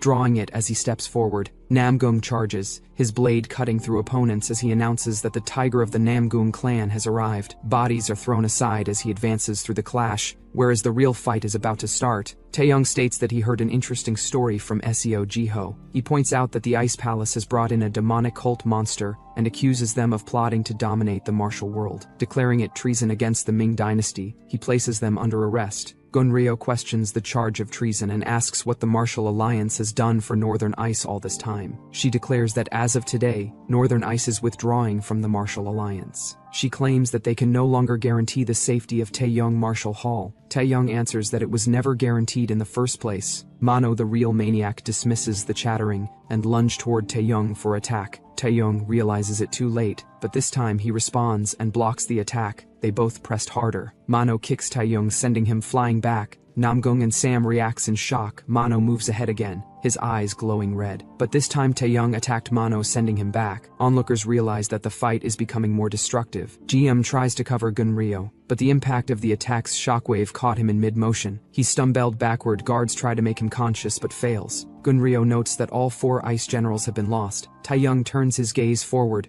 his expression hardened. Gunryo addresses the Golden King and states that his support is needed. Gem, or say the Golden King, responds that the 10 Tiger Guards are already on their way, and asks them to hold on. Gunryo watches him, acknowledging that he is considered a top expert who cannot act alone. She questions whether he can truly be trusted. The fight resumes as Mano charges again. Blows collide repeatedly, strikes landing but failing to break through. Taeyong notices that the opponent continues to defend without counterattacking. Another punch is thrown. The exchange continues with force meeting force as the clash remains unresolved. The clash intensifies as repeated impacts tear through the ground, debris scattering with each exchange. Mano remains guarded, absorbing the force while pressure builds around him. Taeyong watches closely closely as the opponent gathers energy. A sudden change appears, drawing attention. His hands turn blue, and he pauses to examine them. Dark discoloration spreads across his palms. He recognizes that poison is spreading through his body. Mano tightens his stance and decides to end the fight. Power gathers in his raised hand, forming a dense green mass. The energy surges outward, flooding his body as the attack takes shape. Mano attacks Taeyong to tear him apart, but Taeyong caught his hand. He explains that he was once poisoned by what is known as celestial poison. He acknowledges that he never fully overcame it, but the exposure allowed him to build resistance. The term celestial draws a reaction from Mano. Taeyong moves in, driving his strength upward and then bringing Mano down in a heavy strike. The impact crashes into the ground, sending force through the area.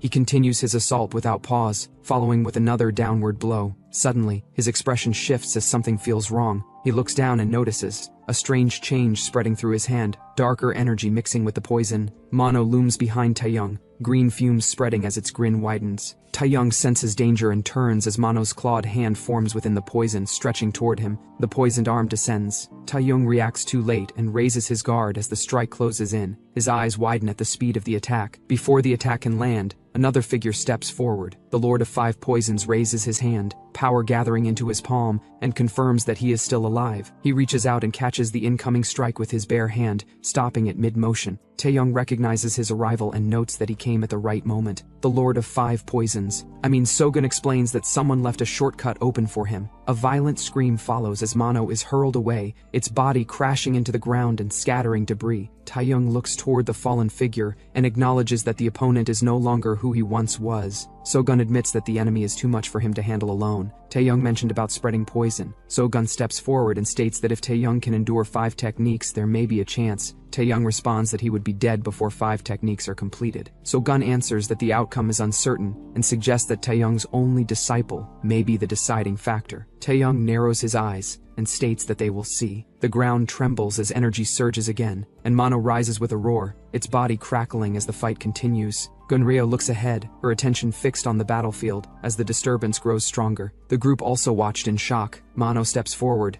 his massive frame rising as his eyes ignite. It is clear that Bro got a symbiote and evolved itself into venom. When the fight began, Mano attacks. Taeyong faced him head-on, but his fist got twisted. Mano loose at him. Taeyong attacks again, but Mano caught his hand in mid-air. Before Taeyong can understand anything, Mano penetrated his hand inside Taeyong. Then he attacks on Taeyong's legs. The group freezes Wacheong. This Mano throws him and launches his final attack to finish this. Taeyong says now it's his chance, and counterattacks Mano with headbutt. Mano was too focused on Taeyong that he couldn't notice that Sogun appears behind him. Sogun catches Mano's head and launches his attack. The sphere that was used by Jium was in Sogun's hand. He remarked that it's been a while. Poison Demon. Hearing Poison Demon name, the group became shocked. Sogun throws the sphere at Mano. Mano lets out a roaring cry. Mano's body convulses under the force. His expression twists as the energy tears through him, and his limbs are thrown upward before his body crashes back down. Observers react in shock. A guard tried to retain Gunryo and stopped her going ahead. Mano is hurled again, slammed into the ground headfirst as the power detonates beneath him. His body goes limp,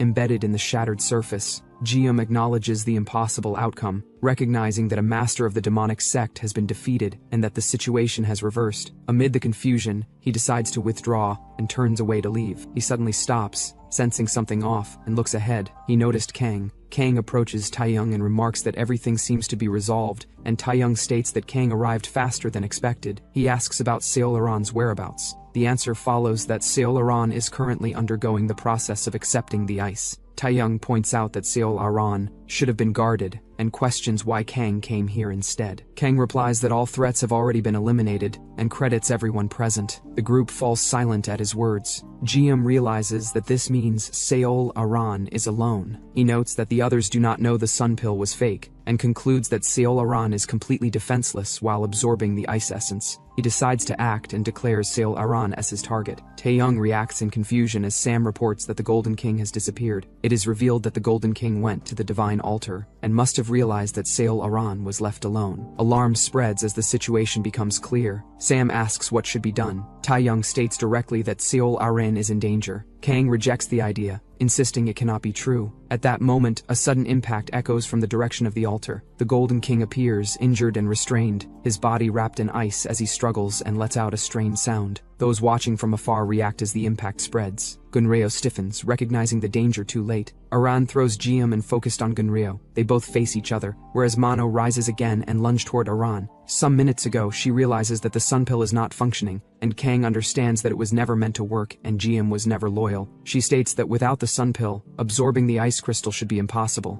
Kang steps forward and responds that there is another method. He explains that after mastering the internal techniques of the Spear King's art, he can directly infuse yang energy through himself. Seol Aran reacts with hesitation as she listens. Kang asks if she is ready. Seol Aran attempts to dismiss her condition, saying it is nothing, but her posture stiffens. Kang places his hands against her back as the technique begins. Energy flows outward from him, spreading through Seol Aran as the ice responds. Above them, the ice crystal descends slowly, drawn toward Seol Aran, as the balance between cold and heat is forcibly established. Seol Aran rose higher. Kang declared that this was as far as his role went. He addressed her as the new lord of the North Sea Ice Palace, intent on setting everything right. He looked up, expression steady as the declaration settled over the battlefield. The storm thickened, Aran focused, eyes glowing as the pressure peaked. At the present, a deep growl from Mano spread across. The onlookers reacted in shock when Mano attacked. Aran freezes his hand in an instant. Mano attacked with his second hand, sensing the danger. Aran launched an ancient attack technique. A dragon-like ice creature emerged and moves ahead. Sogen mentioned the technique as ice-white divine art. The dragon-type attack collided with Mano's frozen arm. Gunryo cries. She moves toward Mano, whose hand is cut now. Mano asks for forgiveness, saying he can't even wipe away her tears. Aran smiles at that. After this whole mess, Mano was again sealed with those chains, still covered in blood. The Muram Alliance headquarters comes into view under the daylight sky. Inside the palace, Kang stands alone by the balcony, his hair moving slightly as he looks outward. He senses a presence and turns. Seol Aran appears behind him, standing composed within the hall. He faces her, surprised by her sudden arrival. He acknowledges her position as the lord of the palace and apologizes for his earlier rudeness with a formal gesture. Seol Aran dismisses the apology and clarifies that she did not come in her role as the North Sea Lord, she stated casually, commenting on the pleasant weather of the Central Plains and remarks that she wishes the North Sea were like this. Kang asks whether matters in the North Sea are settled. She replies that they are not, and that the real problems are only beginning. She admits that perhaps things would have been better if Seol Gunryo had become the lord instead. Kang adds that she was not the rightful successor. She corrects Kang, stating that Seol Gunryo carries her grandmother's blood. She explains that her mother's younger sister, her aunt, bore a daughter with Mano. Kang reacts in shock. She states that unlike her mother, who raised her with strict discipline, her aunt was naturally kind-hearted. Aaron explained that she eventually helped the poison demon escape and lived with him, but died while giving birth to Gunryo. Later, after Gunryo was taken into the palace by her grandmother, she learned the truth. Her biological father had been imprisoned and tortured by the grandmother. Kang states that Seol Gunryo then sought revenge against the former lord and attempted to seize power for herself. He said that relying solely on the poison demon's strength was reckless for such an ambition. Seol Aran replied that the ruling class of the palace disliked her, which had worked in her favor. She said she was tired of watching people die struggling in that harsh land, and wanted to change the North Sea through commerce and trade, but they opposed her. Kang remarked that there was still a long way to go. Seol Aran said that was why she was leaving on a journey to clear her mind. When Kang questioned her, she revealed that starting that day, she is a member of the Muram Alliance Special Forces. Kang reacted in disbelief as the banner of the Muram Alliance Special Forces rises, and an order to march follows. Elders and fighters move forward on horseback, the force assembling and departing together. Aran advances at the front with others behind her, while Kang watches as the group sets out. The view widens to open land and forest paths, and the marching force moves steadily away from the city. And this is where the story ends. If you enjoyed the video, don't forget to like, share, and subscribe for more. Let me know your thoughts of this manhwa through comment section.